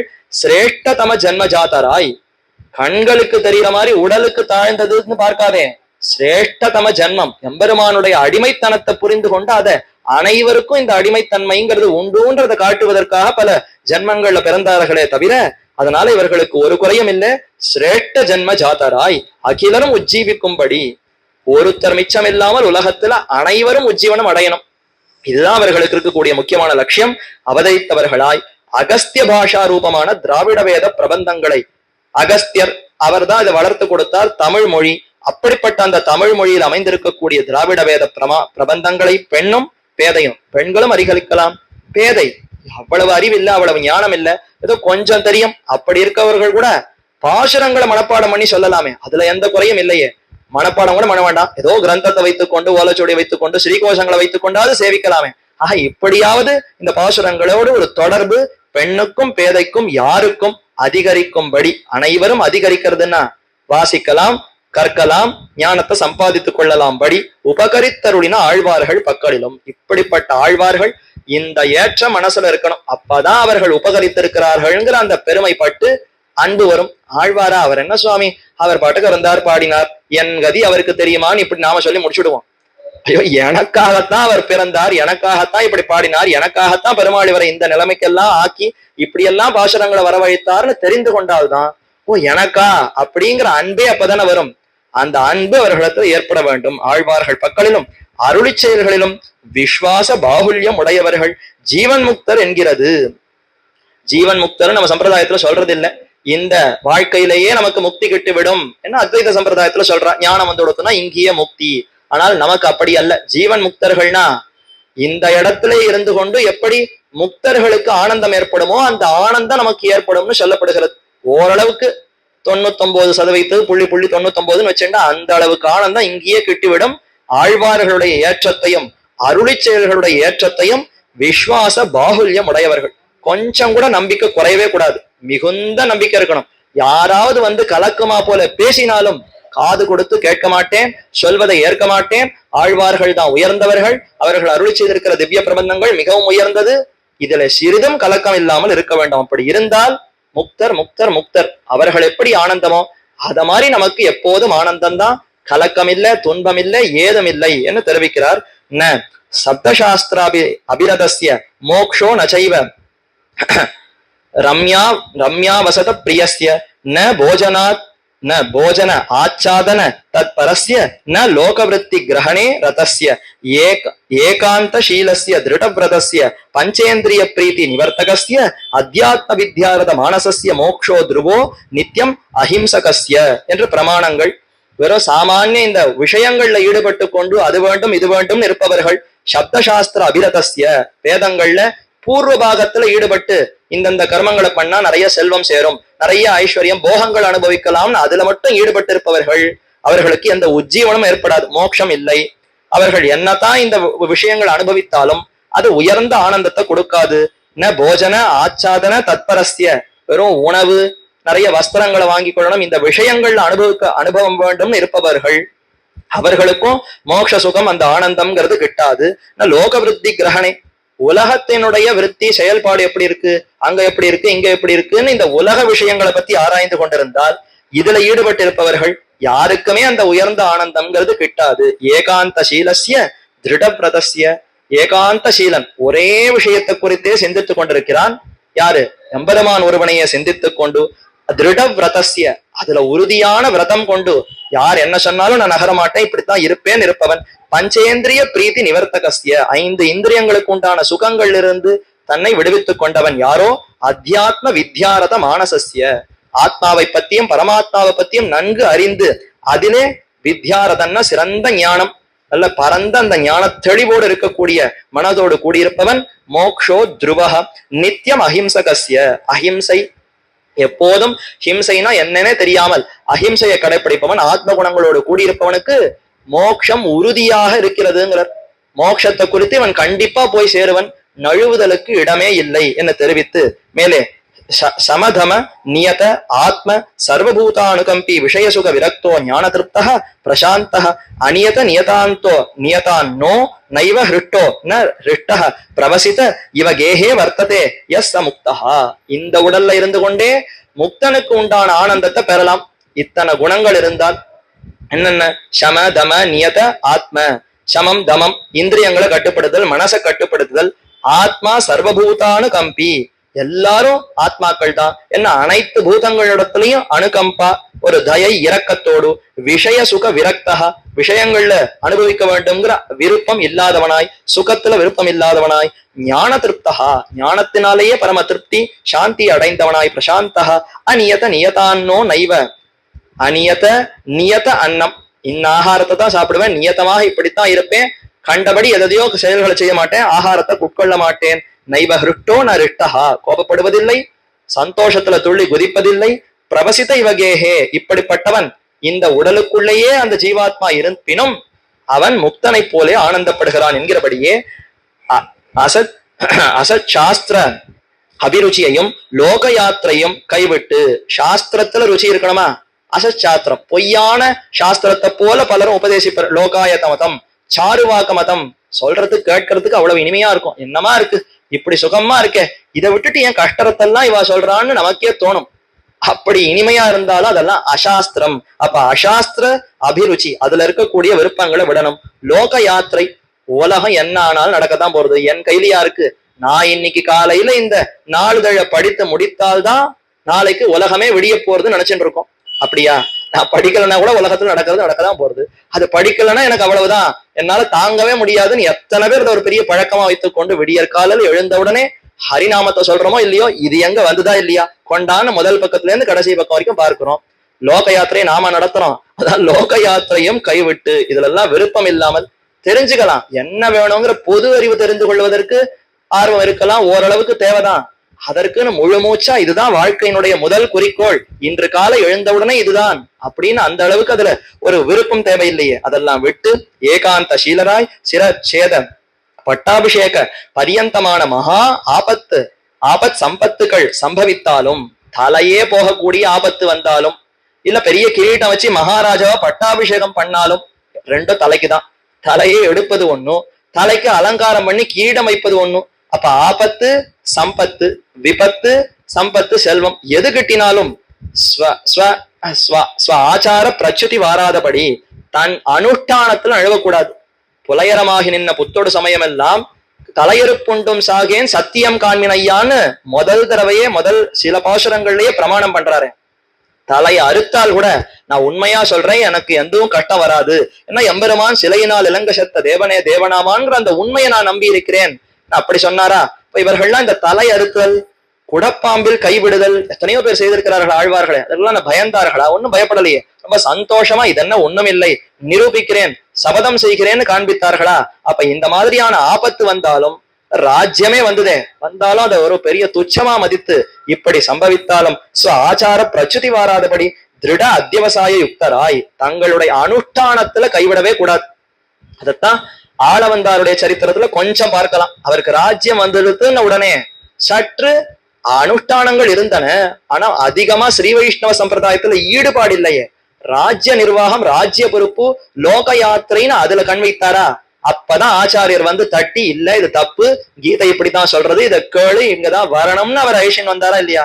மணக்கால் நம்பி பச்சையிட்டு ராமர் பதம், பச்சையிட்ட ராமர் பதம் பகருமவன் வாழியேன்னு ஆளவந்தாருடைய வாழ்த்திருநாம பாசுரம். ஆச்சாரியன் தான் வந்து உபகாரம் சமர்ப்பித்து திருத்தி கொண்டு வந்தார்னா அப்ப ஆச்சாரியர்கள் எவ்வளவு கருணையோடு இருக்க. சிஷ்யன் சற்று நழுவினால் கூட நழுவாதை இப்படித்தான் வரணும்னு இழுக்கிறார்களா? அப்போ இந்த மாதிரி ராஜ்யங்கள் எது கிடைத்தாலும் ஆச்சார பிரச்சுதி வரக்கூடாது. ராஜ்யம் இப்ப குந்தி நகரம், நம ஸ்ரீசைலநாதாய குந்தி நகர ஜன்மனே என்று திருவாய்மொழி பிள்ளையை கொண்டாடுகிறோம். அவருக்கு ராஜ்ய பொறுப்பு வந்தது, ஆனா அவர் அதுல இருந்து சற்று நழுவும்படியாக இருந்தார்.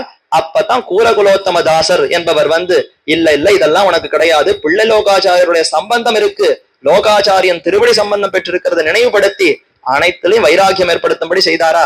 அப்ப அந்த ஆச்சார பிரச்சுதி கொஞ்சம் நழுவினாலும் மனசு அப்படியே அதுல ஈடுபட்டதுன்னா அவ்வளவுதான், மொத்தமா நழுவிடும். அதனால ஆச்சாரத்தை விடவே கூடாது. அது வந்தால் கூட நம்முடைய அனுஷ்டானம் நெத்தி இட்டுக்கிறதோ, பாசுரங்களை சொல்லுவதோ, சாத்விகர்களோடு பேசுவதோ, சம்பாஷணம் செய்வதோ, கோவிலுக்கு செல்லுவதோ, தொண்டுகளை செய்வதோ, இதை விடவே கூடாது. இதற்கு அதிகப்படியாகத்தான் இந்த சொத்து, செம்பத்து, செல்வம், துக்கம் இதையெல்லாம் பார்க்கணுமே தவிர, என்னுடைய நித்தியமான கைங்கரியங்களை விட்டுட்டு நான் ஒரே இடிந்து போய் அதை அனுபவிக்கிறேன், இல்ல ஓஹோன்னு சந்தோஷத்துல அதை அனுபவிக்கிறேன்னு சொன்னால் அது கூடாது. அதைத்தான் தெரிவிக்கிறார். இப்ப பிரச்சுதி வாராதபடி திருட அத்தியவசாய யுக்தராய், உறுதியான நம்பிக்கையோடு, இந்திரிய கிங்கரர் அன்னிக்கே, இந்திரியங்களுக்கு தொண்டன் நான் அல்ல, நான் ராமானுஜ கிங்கரன், சக்கர எம்பெருமானுடைய கிங்கரன் அப்படி இருக்கணும். இந்திரிய கிங்கரர் அன்னிக்கே விஷ்ணு கிங்கரராய், ஆத்ம யாதாத்ம ஞான பரிசீலன பரராய், ஆத்மா எப்படிப்பட்டது, பரமாத்மா எப்படிப்பட்டதுன்னு இதை குறித்து சிந்திக்க வேண்டும் அல்லவா? இந்த சிந்தனையிலேயே ஆழ்ந்தவர்களாய், பூத ஹிம்சையை விட்டு சமதமாதி ஆத்ம குணங்களை உடையராய், பூதங்களெல்லாம் ஹிம்சை பண்ணி யாரோ அவர்கள் நசித்து போனால்தான் நான் வாழ முடியும், அவன் கொட்டு கெட்டு ஒழிந்தால்தான் நான் சுகப்பட முடியும், நீ எத்தனையோ பேரிடத்துல விரோதம் பார்க்கிறோமே, அதெல்லாம் கூடவே கூடாது. பூத ஹிம்சை கூடவே கூடாது. அதை விட்டு சமதம ஆத்ம குணங்களை உடையராய், சர்வபூத தயாபரராய், அர்த்த காமங்களை அருவறுத்து விட்டவராய். அர்த்தம் காமம் இதெல்லாம் வரும் போகும், இதுலெல்லாம் நமக்கு விருப்பம் கூடாதுன்னு அருவறுத்து விடணுமா? அதை பார்த்தாலே கிட்டக வருதுன்னு நினைச்சாலே, ஐயோ இது வந்து எடுத்துனா அப்படியே பாம்பு அப்படி விஷம் படம் எடுத்து கொண்டு வந்து மேல விழுந்தா எப்படி இருக்கும், அந்த மாதிரி இந்த செல்வம் வரும் பொழுதே அப்படி நினைக்க வேண்டும். கொள்ளன்னு பெரும் செல்வம் கிளர்ந்தெழுந்த நெருப்பாக, என்ன கொள்ளன்னு கிளர்ந்தெழுந்த பெரும் செல்வம் நெருப்பாகன்னு பாசுறமா, அப்படி அதையெல்லாம் நினைத்து கொண்டு அருவறுத்து விட்டவராய், ஞான பூர்த்தியை உடையராய், பாஹ்யகரண சாந்தி யுக்தராய், நியத ஆகாரராய், ஞானத்திலே பூர்த்தி, வெளி இந்திரியங்கள்ல சாந்தி, பாஹ்யகரண சாந்தி யுக்தராய். வெளி இந்திரியங்கள்ல கூட சாந்தி வருமானா? ஆமா, கண்டபடி அலையாமல் வேணும் தவிக்காமல் இருந்தாலே சாந்தி. இன்னைக்கு ராத்திரி 9 to 9:30 இந்த நிகழ்ச்சியை பார்த்தால்தான் எனக்கு அடுத்து ஆகாரம் இறங்கும்னு இருந்தால் சாந்தியே வராது. அதுல என்னாச்சோ, சாந்தி வந்தாலோ வரலையோ, படி ஏறினாலா இறங்கினாலான்னு இதுல புத்தி போயிட்டு இருந்தா சாந்தி வராது. அப்போ அந்த விஷயங்கள்ல ஈடுபாடு இல்லாமல் இருந்தால், அப்ப விஷயங்கள்ல ஈடுபாடு இல்லைன்னா சாந்தி, இந்திரியங்களுக்கே சாந்தி வந்துவிடும். அதைத்தான் பாஹ்யகரண சாந்தி யுக்தராய். மனசு சாந்தி தான் கேள்விப்பட்டிருக்கோம், பாஹ்ய கரணத்துக்கே சாந்தி உண்டானா? கண்ட விஷயங்கள்ல மேயாமல் இருந்தாலே சாந்தி. எம்பெருமான் விஷயத்துல ஈடுபட்டால் பரமசாந்தி. அப்ப இதைத்தான் பாஹ்யகரண சாந்தி யுக்தராய், நியத ஆகாரராய். யார் யாரோ என்னென்னமோ கொடுக்குறா, பெருமாள் பிரசாதம் தான் சுவாமி, திருமலையில இருந்து லட்டு வாங்கின்னு வந்தேன் கொடுத்தேன்னு கொடுத்தால் கூட, அது திருமலையப்பனுடைய லட்டாக இருந்தாலும் எங்கு யார் எப்படி கொடுத்தால் எப்படி ஏற்க முடியுமோ அப்படிதான் இருக்க முடியும். இப்ப நியத ஆகாரராய், அத்யுத்ருதரும் அந்நியே, அதி கோபிகளும் அந்நியே, பாரியா புத்திராதிகள் பக்கல் மமதா புத்தி கிருத ஆஷாபாச ரஹிதராய், ஆச்சாரிய விசுவாசம் உடையரானவர்கள், அரியக்கத்து வல்லார் ஆழ்கடல் ஞாலத்துள்ளே வைட்டனவர் என்கிறபடியே ஜீவன் முக்தர் என்கிறது. ஆக அத்யுத்ருதரம் அந்நியே அப்படின்னா ரொம்ப சந்தோஷப்பட்டு குதிப்பது, சந்தோஷத்துல தலகால் புரியாம அப்படி குதிக்கிறார்னு சொல்றாமே, அந்த மாதிரி உத்ருத்தராக இருக்கக்கூடாது. இல்ல கோபம், ரொம்ப கோபமா அதி கோபத்தோடு இருக்கிறதும் கூடாது. எங்கேயுமே அத்யுத்தரானே போடுறார். கொஞ்சம் இருக்கலாம், சந்தோஷப்படலாம், ஏதோ நமக்கும் பெருமான் இப்படி அனுகிரகிச்சிருக்கிறாரே, இந்த செல்வத்தை கொண்டு பலருக்கும் கொடுப்பதற்கு ஒரு வாய்ப்பு கொடுத்திருக்கிறாரேங்கிற சந்தோஷம் ஏற்படலாம். என்ன மாதிரி செல்வந்தன் உண்டா, எனக்கு பெருமாள் கொடுத்த மாதிரி அவனுக்கு கொடுத்திருக்காரா, நான் தான் பெரியவன், அது கர்வம் அகங்காரம், அப்படி போனால்தான் தப்பு. அத்யுத்ருத்தராய் இருக்கக்கூடாது, அதி கோபிகளாய் இருக்கக்கூடாது. ஜிதக்ரோதகான்னு ராமனுக்கு திருநாமா, கோபத்தை ஜெயித்தவர்.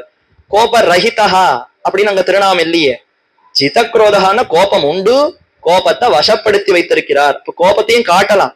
செல்லிடத்து காப்பான் சினங்காப்பான்னு வள்ளுவரும் சொன்னாரே. அப்ப கோபம் கொஞ்சமா இருக்கணும், குறைச்சி இருக்கணும், எதுக்கு தேவையோ அங்க காட்டணும். நல்வழிப்படுத்துவதற்கு வேண்டிய கோபத்தை காட்டணுமே தவிர அதிகமாக சீற்றம் கூடாது. பாரியா புத்திராதிகள் பக்கல் மமதா புத்தி கிருத ஆஷா பாஷ ரஹிதராய். என் மனைவி என் புத்திரன் நினைக்கவே கூடாது. என் மனைவி என் புத்திரன் எப்படி வரும்? இந்த தேகத்தினாலே இவள் பாரி, இந்த தேகத்தினாலே இவள் புத்திரன். ஆத்மான்னு பார்த்தா இந்த ஆத்மாவுக்கு ஒன்னோட ஒண்ணு என்ன தொடர்பு? எல்லாம் பரமாத்மாவுக்கு இந்த ஜீவாத்மா தொண்டர்கள்னு தான் தொடர்பு இருக்கிறதே தவிர என் பாரியா என் புத்திரன்கிற தொடர்பு சரீரத்தினால வந்தது தானே.